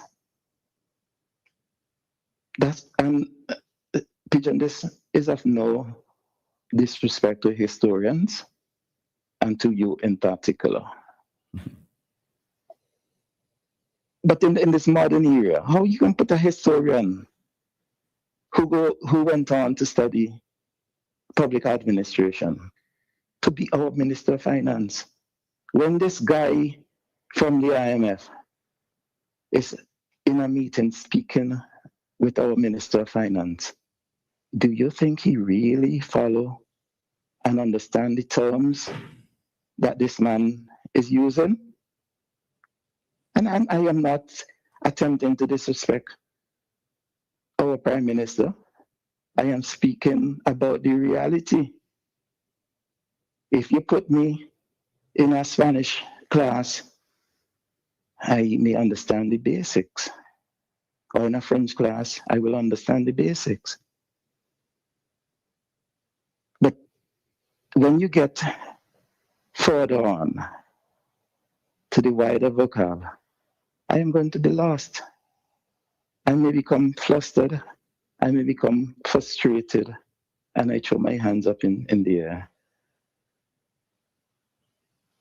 I said it in the past, and I will repeat it again. We are back to 1984, when we had the capacity to produce, and rather than expanding our manufacturing sector, rather than building on what we had there, we focus solely on bananas, because bananas were paying an artificial price, and we were getting a price for bananas that was more than what other persons can sell for. We are producing elsewhere, and we focus on bananas. Our manufacturing sector died, literally. I know about it. I measured it. It died literally. Now, even in that area, we have a lot of scope now to expand our manufacturing. I see a lecturer from the technical education department of the community college making some post on Facebook, and I'm absolutely impressed with the kind of products that the students are there producing. Mm-hmm. We had that kind of situation before, you know. Remember, we had an agro-lab in French's, and I'm going back to 1984 again. We had an agro-lab in 1984, and it was, rather than improving on it, we went backwards. I am not here talking politics solely, you know. I am talking living, everyday living, as your callers have been doing this morning, Cecil. Mm-hmm. But rather than talking at the household level, I'm trying to look at it at the national level. Mm-hmm. We're creating difficulty for ourselves, so much so now that social services are suffering. Social services are suffering. I hear about it. I can't say I see it, but I hear about it. That's where we are. And we must get it, that we have the capacity to produce more, and we need to work on producing more. All of these women who have been talking here this morning, whether it's Lavon, it's Anita, all the others who are listening, know what I am talking about, because they have done it in their life. And as a country, that is what we need to be doing now, rather than talking about Development Bank and CBI. I have made a point. Persons invest to make profit. Investors invest to make, that's generally the motive for investment. Unless you're producing to go in another enterprise, to become input in another enterprise that you have. You will invest to make profit. That's what investment about. I don't know how you can have a program where what the people are interested in is a passport and you call it investment. It's not investment. In its true sense in the true sense of the word. In economics, in finance, that is not investment. And that's the problem we have. That's the problem we have. That's what, can I ask you? Can I ask you? As you mentioned in economics zone, what product is there? Product that's being produced by selling passport? Is there product that is being produced? Not in our country. Hmm. So it will not be added to our GDP. The product that you are producing is giving persons the ability to go to places where they otherwise could not have gone, because they needed a visa to go there. And once they use their passport from the country that they are from, it's difficult for them to get the passport. When they use our passport, at least for now, it increases their chances of getting that passport. As a matter, in some places, they don't need a visa once they have one of our passports to go there. In many countries in Europe, you have a Vincentian passport. You don't need a passport, visa in your passport to get there. But if you're coming from Eastern Asia, Northern Asia, China, Morocco, which is, well, the northern part of Africa. You're coming from those countries, you're going to find it difficult to get into Europe because you need to get a visa. But if they put whatever the figure is, $150,000 in our treasury and get one of our passports, that's all we are doing. We get 150. What is that going to do for us? We need to get a company to spend $300 million, $500 million to build another hotel that can accommodate top class, top spending guests in our country, that our workers can make money. They can save and they can consume, they can pay taxes, and our government will after collecting the taxes, will be able to provide more services and pay the debt comfortably. That's why we invested in an airport. And what Lance Chapman was doing there, if you continue, Cecil, particularly if you cost the investment in education, you will find that spending was far more than the $3.5 billion that we have. Because in many cases, the asset, as in the case of the airport, is what far more than the debt we incurred for it.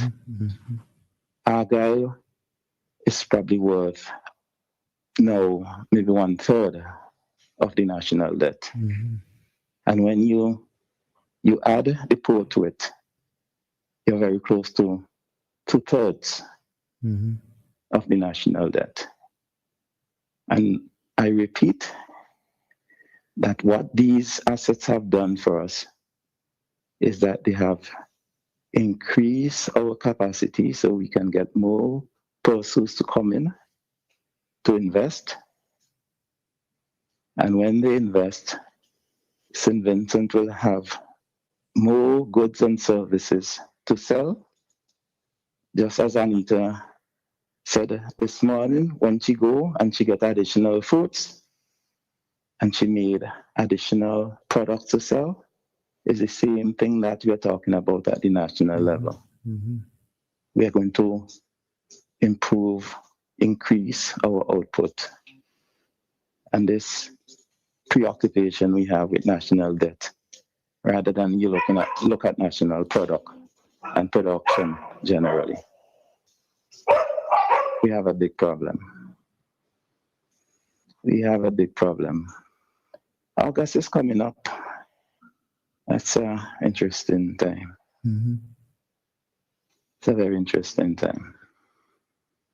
But you know what I'm talking about, right? Another VAT Friday. That's back to school time. Yeah. I don't know if you're speaking. I don't think I'm hearing you well. So No, we're not speaking. We're allowing you. We're allowing you. Yeah. But thanks, Cecil. Thanks, yeah, and thanks I as usual. As I go out, I want to again greet all our mothers. Many of them have worked really hard so that we can be where we are today. My own mother, many of the things you hear the callers spoke about is what she did. And I enjoyed doing it with her. I enjoyed going up to, well, you know where I live in South Victoria Village, Cecil. Yes. And I enjoyed walking through the whole of the Morocco Valley with my mother. Yes. Selling the farine that she produced. That's a long walk. Yes, with the farine. Yeah. and the open. Oh yeah. I was wondering if you had the farine bags in a tray. Yeah, man. Yeah. Oh, well, that's it. Lavon's open tree. The foreigners in the fine sack and the Yeah. sack was in the tray. So, yeah. Okay. All right. Yeah. All right, Lance. Well, thanks a lot, as usual. Don't you We remember appreciate Miss Charles? No, not really. No. You remember Miss Charles between grammar school and high school with the tray? Yeah. Of course, who remember Miss Charles? That's another enterprise, man. Yeah. They provided a very good service for us. You know, Lance, but there's so much material for students who doing SBAs to research and write about. Yeah, the thing is just rich. There's a lady on the building and loan. Yeah. I think she was from Edinburgh. You want to sell tulum and sugar apple? Yeah, yes, and sugar cake and fudge. Yes. That's when the guys come home for Christmas. They empty the tray. We couldn't get any. Right. And certainly when I was traveling, that's where I used to go to buy for my nieces in the UK. It's amazing. It's called enterprise, Cecil. Yes. Yeah, our government has to be a bit more enterprising. Enterprising, yes. And a bit more imaginative. Yes, creative. Creative. Imaginative, yes. But that's the problem when we put a historian to do the job of a finance person. Thank you, guys. Thanks for calling, as usual, Lance. Have a good day. Pigeon, while we wait on other persons to call us and to send us messages, I have to remind you that you need to condolence to Bramble. Yes. Miss Mona Bramble, the mother of Fitzgerald Bramble, Fitz, as we affectionately call him, has passed. And she is well known. She's known as an office attendant of class. But I think we call her fondly from Geku. Or stalwart in Geku. While you're speaking, somebody's calling us, and I think I know who, but the person, I'm sorry, you'd have to call back because I want you to finish what you're saying, Pigeon. So if you hear me, I know it is, comrade, call us back in a little bit, not now. Yes. A single mother who struggled like all of us, and probably is emblematic of the kind of persons that our callers talk about this morning. We want to use the opportunity to extend condolences to our sons. I know Noel, Fitz, and Andrew. I think there's a sister. Yes, there is a sister whose name I can't recall. I want to wish them all the best at this time of their bereavement. Yeah, of course, Pigeon, as you indicate, that's coming from Isiotan. I'll say. I remember Bramble well. She was very active, very active in Geku. Vociferous. Yeah. She was one of those champions. I just want to mention as well quickly that and to let our listeners know that there's going to be two important activities coming up this Thursday, and well, there are many important activities coming up on Thursday, but I just want to mention these two. From the University of the West Indies, Five Islands campus, Professor Robinson is inviting our listeners to an open house discussion on Friday, this Friday coming up. It's happening at the French's house, 9 a.m. to 3 p.m. And he's going to be our persons along with him going to be talking about the program at Five Islands campus and how to apply and the whole number of student life and more. So Professor Robinson will be here this Friday to speak to those issues. Friday is happening at the French's House, 9 a.m. to 3 p.m. And he's inviting persons who are listening to us and others to come to this session happening on Friday. But even before that, on Thursday, 14, he will be the feature speaker at in a public lecture, and the lecture is entitled "No One Is Coming to Save Us: The OECS in a Changing Global Order." And again, it's happening at French's House, starting at 6 p.m. So it's Thursday, May 14, at French's House, 6 p.m. Professor Justin Robinson, on behalf of the University of the West Indies, Five Islands campus. It's a public lecture. And Professor Robinson is the Prof. Vice Chancellor and campus principal. And he will be speaking on the topic, "No One is Coming to Save Us: The OECS in a Changing Global Order." So that's Professor Robinson on Thursday and Friday, important engagement. So if you can find the time, please attend. And they're both happening at French's House. The topic for the lecture is quite interesting. Very interestingly phrased. Mm-hmm. No one is coming to save us. Yes. Yeah. I don't know if you've read it, Peter, and he had posted it on Facebook. No. But yeah, it's very interesting. Yeah. Basically, and funny enough, in the text of the same lecture, he's saying that that is the case, so we have to do what we have to do. Just like what Anita and Laverne and all the others have been saying, and what Lance has been saying, those are some of the things he'd be focusing on. We must save ourselves, basically. So, Pigeon, you have the call now. Let's take it and we come back. Good afternoon. Welcome to the program. I think I recognize the number, but I'm not sure. I'm going to let the person say who he is. He is. At least I know it's a his. It's a he. Good morning, good afternoon, good night, whichever is where you are. Good afternoon. Good afternoon.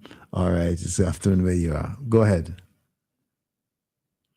So the previous government did waste money.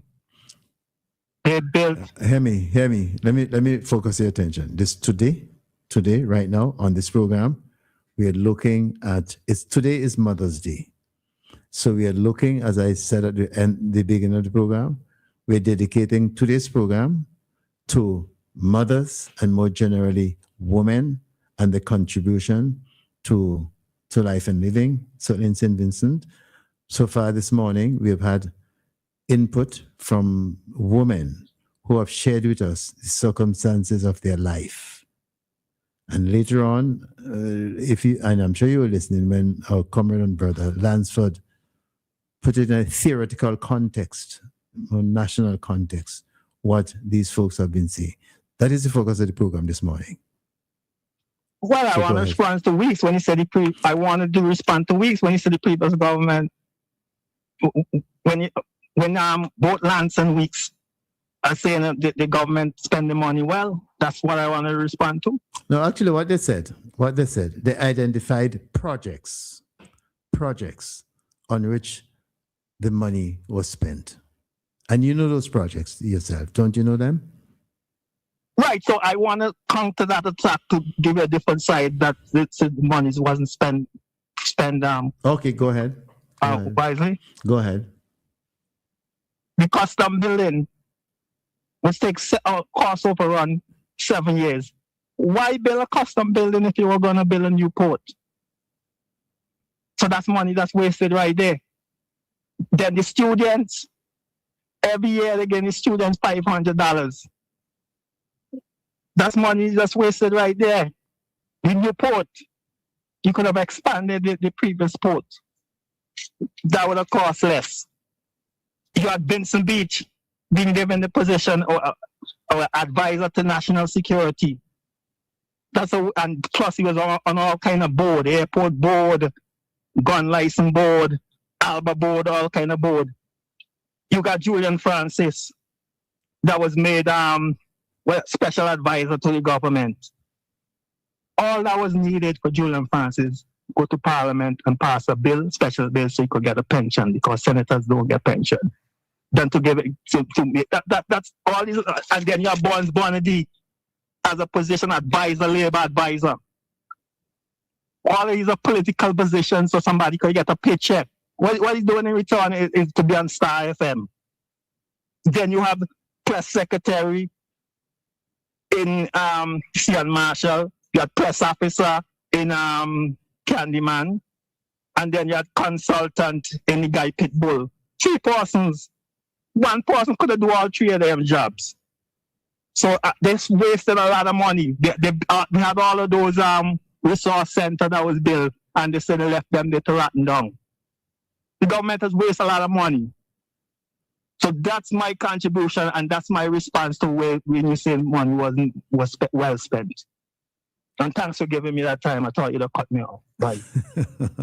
You're wasting your time for that. No, I won't cut you, my friend. Whatever you're talking, other people will be the judge of what you're talking. So I want them to hear what you're saying. So why would I cut you off? I would not even attempt to judge what you say, put it in context what you're saying. Other people will, listeners will. Okay.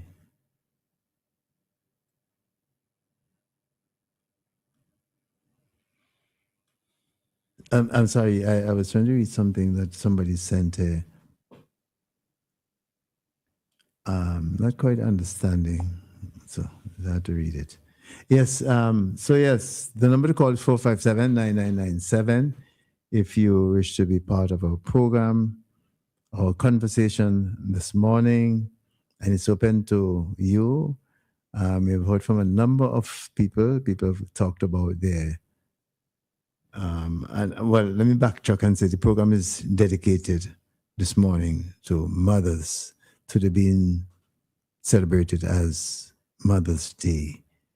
So we've heard from a few mothers who have given their own experiences and the strategies for survival in a growing economy. Yes, exactly. And basically, well, even as I'm about to speak, there's a call coming in, so we'd go to the call and say, oh, okay, just missed it. Somebody, the person may call us back. In the meantime, we're having a call here. Our message from our brother, he's saying he really didn't have much to say. The man on already programs. That's what somebody's saying about the previous caller. He really didn't have much to say, that the man is on the already programs. All right. Well, I didn't respond because I thought, okay. Yes, so the number to call is 457-9997 if you wish to join our conversation today. And today, the issue at hand is Mother's Day.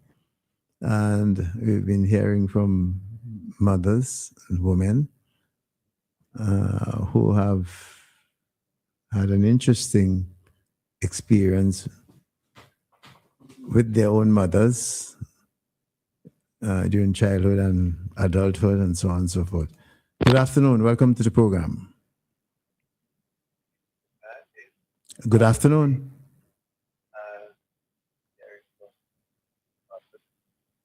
Good afternoon.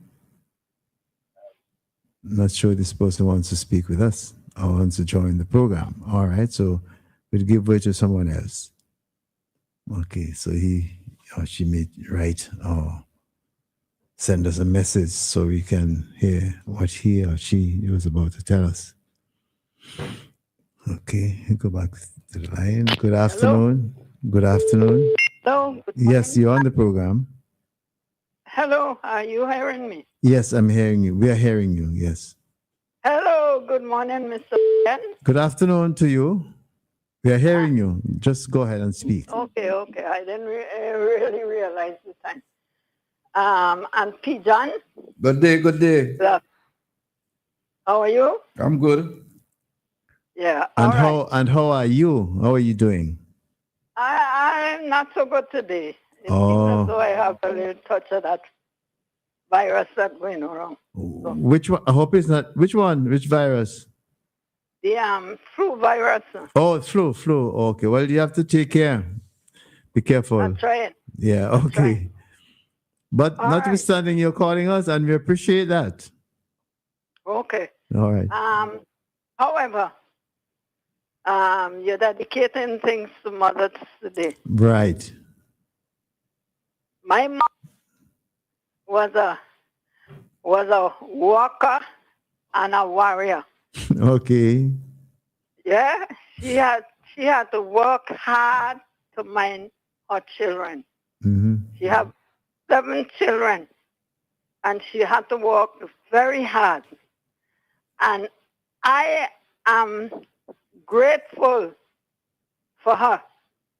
She didn't have earthly values, but she had common sense, a lot of common sense.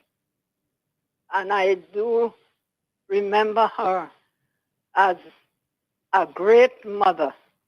She worked hard and long to mind her children. Mm-hmm. I am the last child, and I was a twin.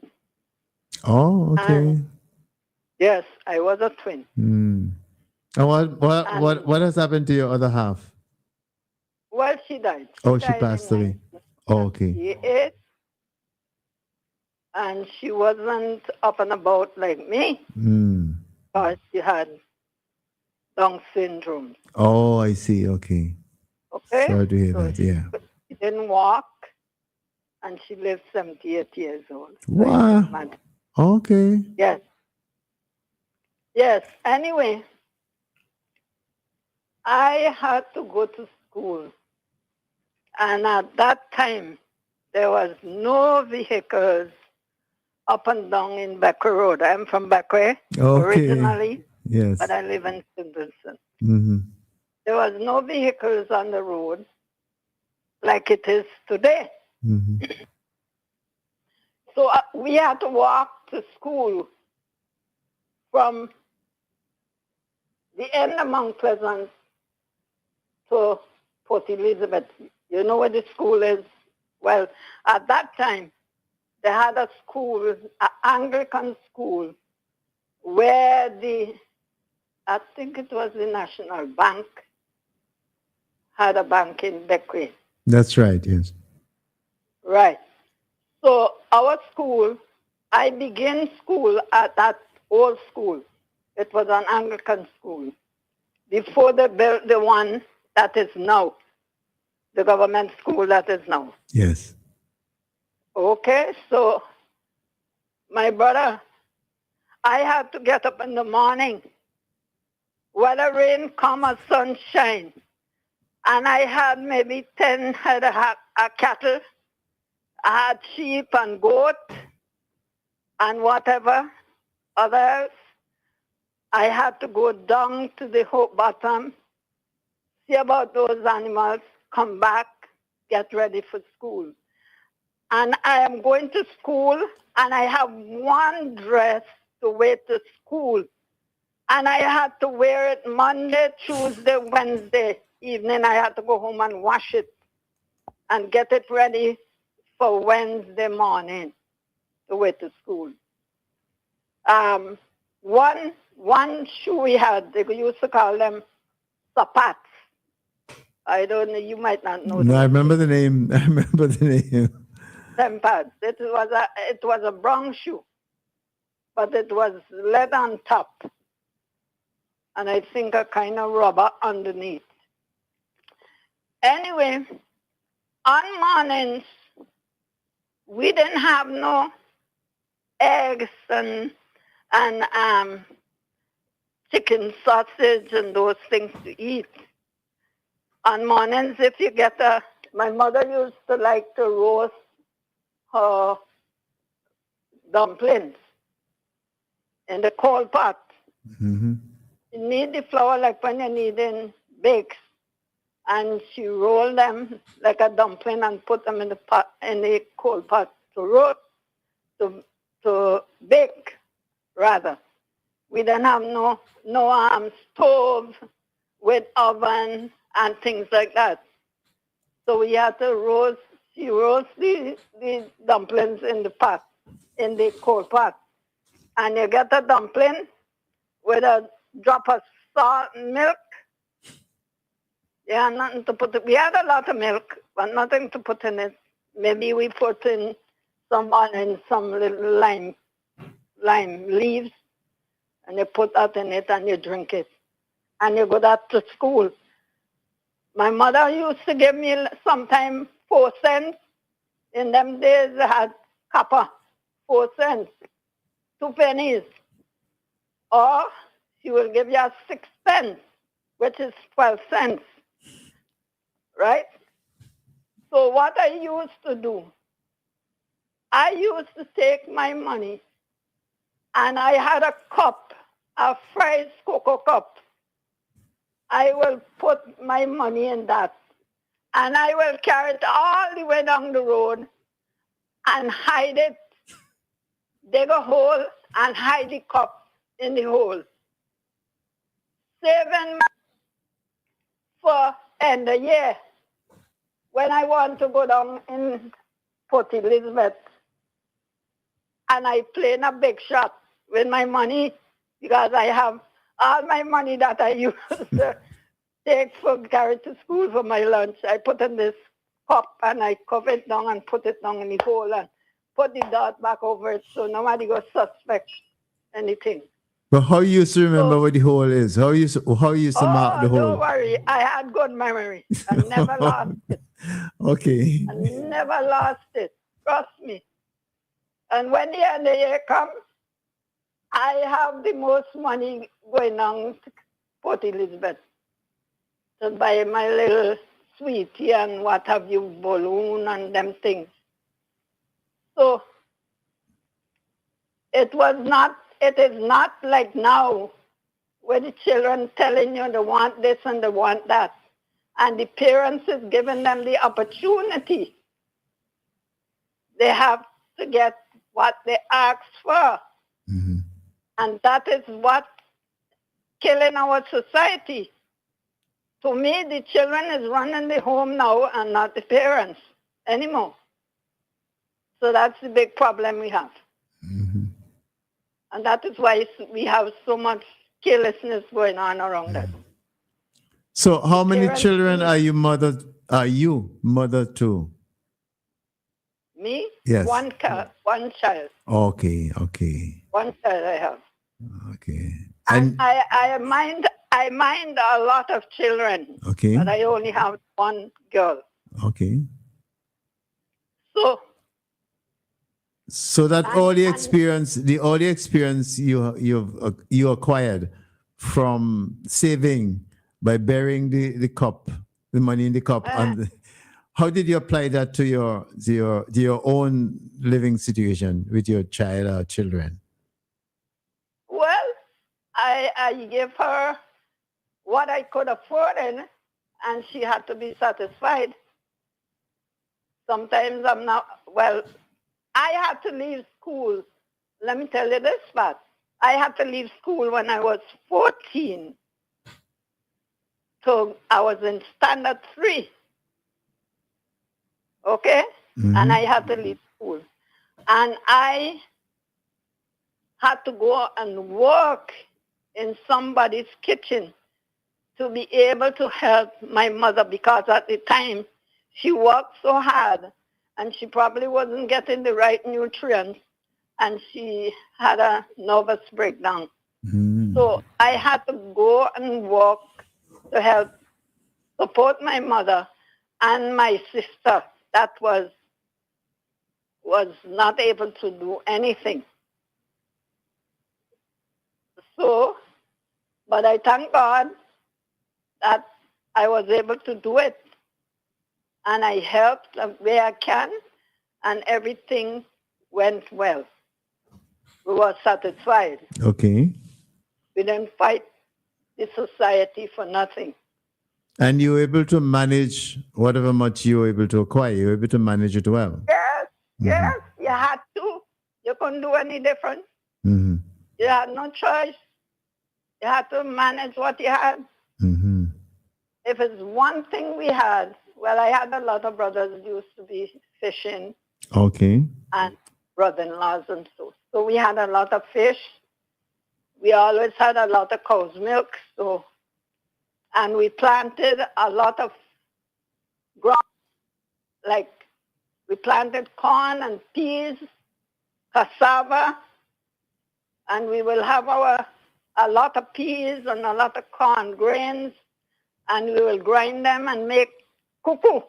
Okay. And I love to eat that cuckoo. And Do you still make it? Of course I do. Okay. All right. And when I get the green peas to put in it Mm-hmm. with the coconut milk, that's the better thing. Mm. Yes. So you actually you all used to eat what you produce. exactly so. Okay. Exactly so. And you used to be able to manage that. Well. That's right. That's right. If you don't manage it, well, you will starve. But my mother, when you see, well, around this time of the year, we usually do ferrying. Okay. And she will have like 3 galvanized drums, right? Mm-hmm. One with ferrying, one with dry peas, and the other one with corn grains. Okay. So she used to say those are for wet days. Mm. Like when September, when rain coming, Mm-hmm. we got the corn there, we grind, and we had corn mills. Mm-hmm. I don't know if you know a corn mill. Yeah, I think I recall. Yes, I can recall. Yes, we had corn mill that we grind the corn grains and make corn where we could make the cuckoo. Mm-hmm. So then we had our dry peas. We could cook our dry peas and mix it with the corn and make corn and peas, Mm-hmm. right? And we had a lot of fish, always had a lot of fish. Okay. So, and then the ferrying, we'll soak the ferrying and put some fish broth on it and eat it. Mm-hmm. And we happy. Okay. We never, yeah, they used to tell us, either eat it or lie down beside it. Yeah, no choice. Okay. Okay. Yeah, so we were happy. Mm-hmm. Because you were producing, and you were managing what you produce. Exactly. Mm-hmm. So we didn't really, Mm-hmm. was hard. Okay. But still we managed and we got through very well. Okay. So let me put a hard question to you. If you are in a position to advise our government, because they're saying that there's a big debt and they can't manage it. If you were in a position to advise our government, how would you advise the government? Go back to the land. Go to the lands and plant food, and the young people, the young men, instead of staying on the corners begging and doing things that they shouldn't do, go in the lands and work the lands and get food for the nation. Mm-hmm. That's what I would advise them to do. Because most of the land in the country area, all I could see is big trees growing up in the land. Nobody walking any land. Especially in Beckway, nobody planting anything anymore. No peas, no corn, nothing is seen down there as a reality that it's country land and you could plant something. But the government, but do you think it's because these people don't have access to money to invest in the same land? You think it's that? No, it's not that they don't have money. It's just that they're not interested. Mm-hmm. So while the government is saying they're going to establish a national bank to give loans to small farmers and so on, do you think that's a good idea? Well, I don't see they have to really implement a national bank. We have a lot of banks here already, and those banks could lend people money to invest in the land. Mm-hmm. Yes, they don't have to specially implement a bank specially for that. You could use one of the banks here, or they can use the same banks that are here to give people small loans that want to invest in the land. Mm-hmm. And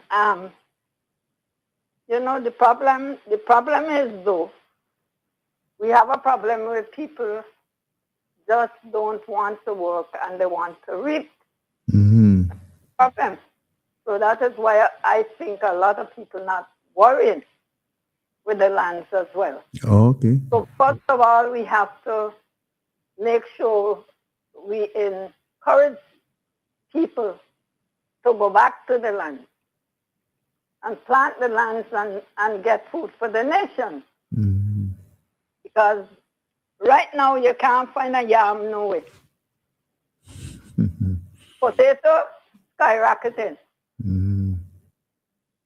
I bought one potato recently for $4 and something cents. One sweet potato. And it ain't no big set of potato. It's a regular sized potato. Mm-hmm. So that is our problem we have here right now. Are you still, well, you said you're 78 years old. Are you still active farming and so on? No, I am not 78 years old. Oh, I thought you said you're twin. You're twin. My twin sister died at 78 years old. Oh, at 70. So you're older than that then? Of course. Oh, see, you sound very young to me. That's why I said. Oh, yes? Yes. I am 83 years old. Okay, okay. Congrats. Yeah. You're good. Yes. By the grace of God, I don't know if the Lord will permit me. I'll be 84 in September. Okay. And you're still active? Well, I have to be. All I right. have no choice. Do you plant anything still? Do you plant around the yard? Do you plant anything? Of course I do. Of course I do. Like what? I plant peppers, I plant tomato, I plant pumpkin, I plant pineapples. What? I have 1, 2, 3, 4, 5, 6, 7, 8, 9 pineapple plants right now. Okay. So you're a farmer still. You still do farming? Of course I do. I have scythe. I have my banana boxes with my scythe. Okay. And my oh gosh, what didn't think name now. Anyway, I have 3 boxes with scythe and hold on, I can't remember. It's all right. So you would encourage mothers. You would give them. You would encourage mothers to continue farming. Those who are into it. Of course. Okay. That is where the money is, in the land. Okay. That is where the money is, in the land. Mm-hmm. Because you will tell you, I pay $4 and change for one little potato, sweet potato. Mm-hmm. So we need to get back to the lands and plant the lands and make money from the land. Okay. That is why the Lord gave us land. Mm. He said the leaves of the trees is for the healing of the nations. Mm-hmm. I have to say to you, though, I have to admit to you, you said you reached class 3. That's what you said. Yes. And, you know, it's amazing the level of your language, so clear and simple and understandable. I'm saying that because sometimes these days I try to read some things from young people and younger people generally on Facebook. I can hardly understand what they're trying to say. I listen to you. You're so simple, clear, and lucid. It's amazing. Of course. So you have to be. Yeah. You have to fight to survive. Yes. But anyway, we're coming to the end of our program. I want to thank you for the account you shared with us. And again, to wish you Happy Mother's Day and all the folks who have been listening to us. And keep doing what you're doing, planting and so on. That's right. I tried. Yes, The devil is trying to defeat me, but I got news to him. of course. News that he won't want to hear. I know. All right, my dear, have a very pleasant day today and enjoy the rest of it. Thank you very much. All right, then. Thanks for calling. You have your mother still alive? No, my mother passed away, My but mother passed away too. Oh, But I have sisters, a lot of sisters and nieces. I have tons I have a lot of sisters well, and nieces. all I could tell you is to love them. Yes, I do very much. They know that. They all know that. Yes, love them. Yes, and they love me too. So it's a mutual Praise thing. the Lord. Praise the Lord. Yes. You're a lovable man, anyway. Thanks. So Thanks. God is able. You and Pigeon. Yes, thank you very much. Pigeon. Hello. Pigeon. Yes. You remember me? You remember me? I'm not too sure. You know me, man. You know me like you know Mr. Ryan. Trust me. Which village? I now live at Brighton. Oh, in my neck of the woods. I hear you. Okay. Pigeon. I would really like Me if and you could. me and you chit-chatted a lot, for sure. In person to person? Oh, yes. Okay, oh, yes. Pigeon, there you have it. Person to person. Pigeon, you have a challenge here and find out who the person is.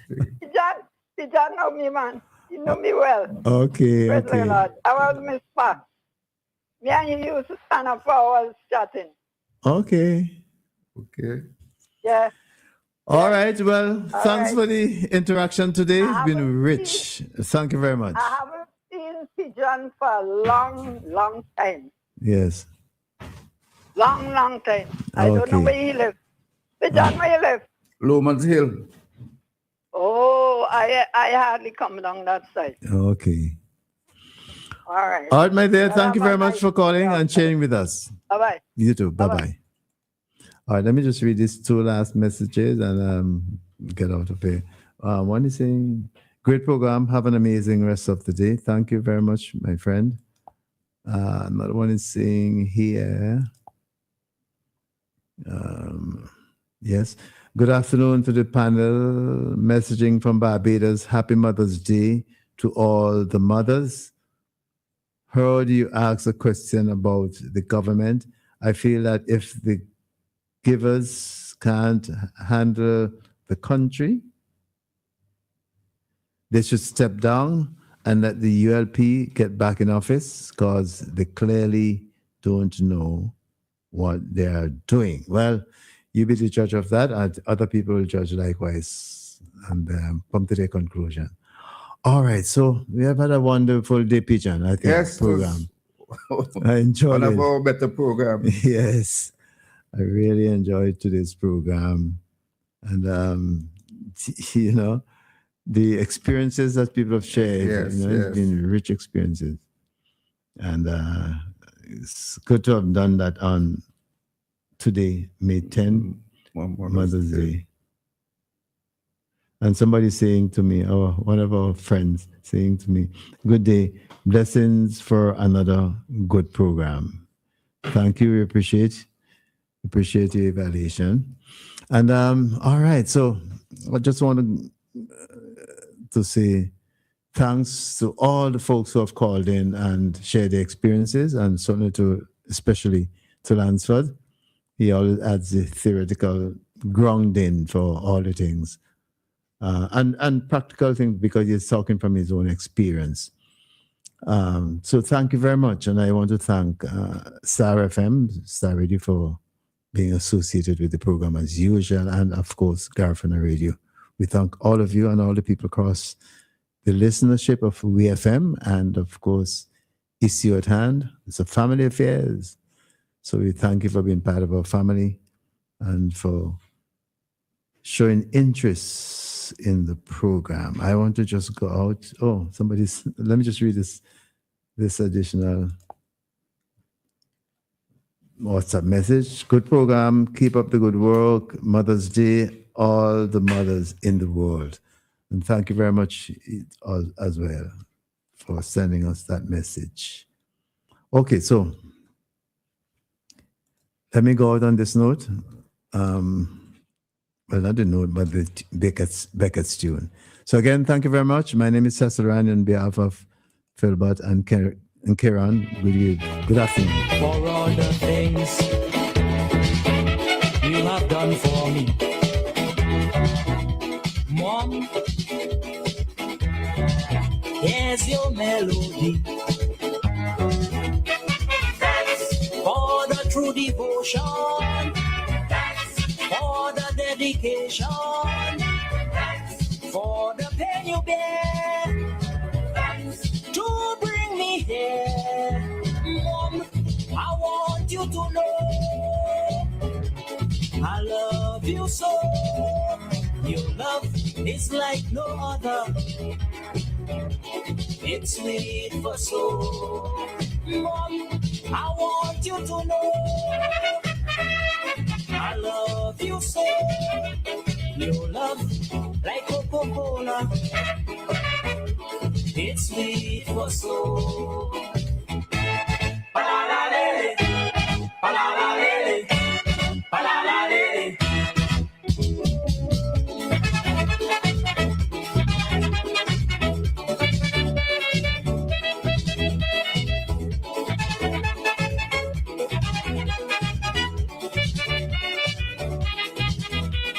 Mama, you are the dearest.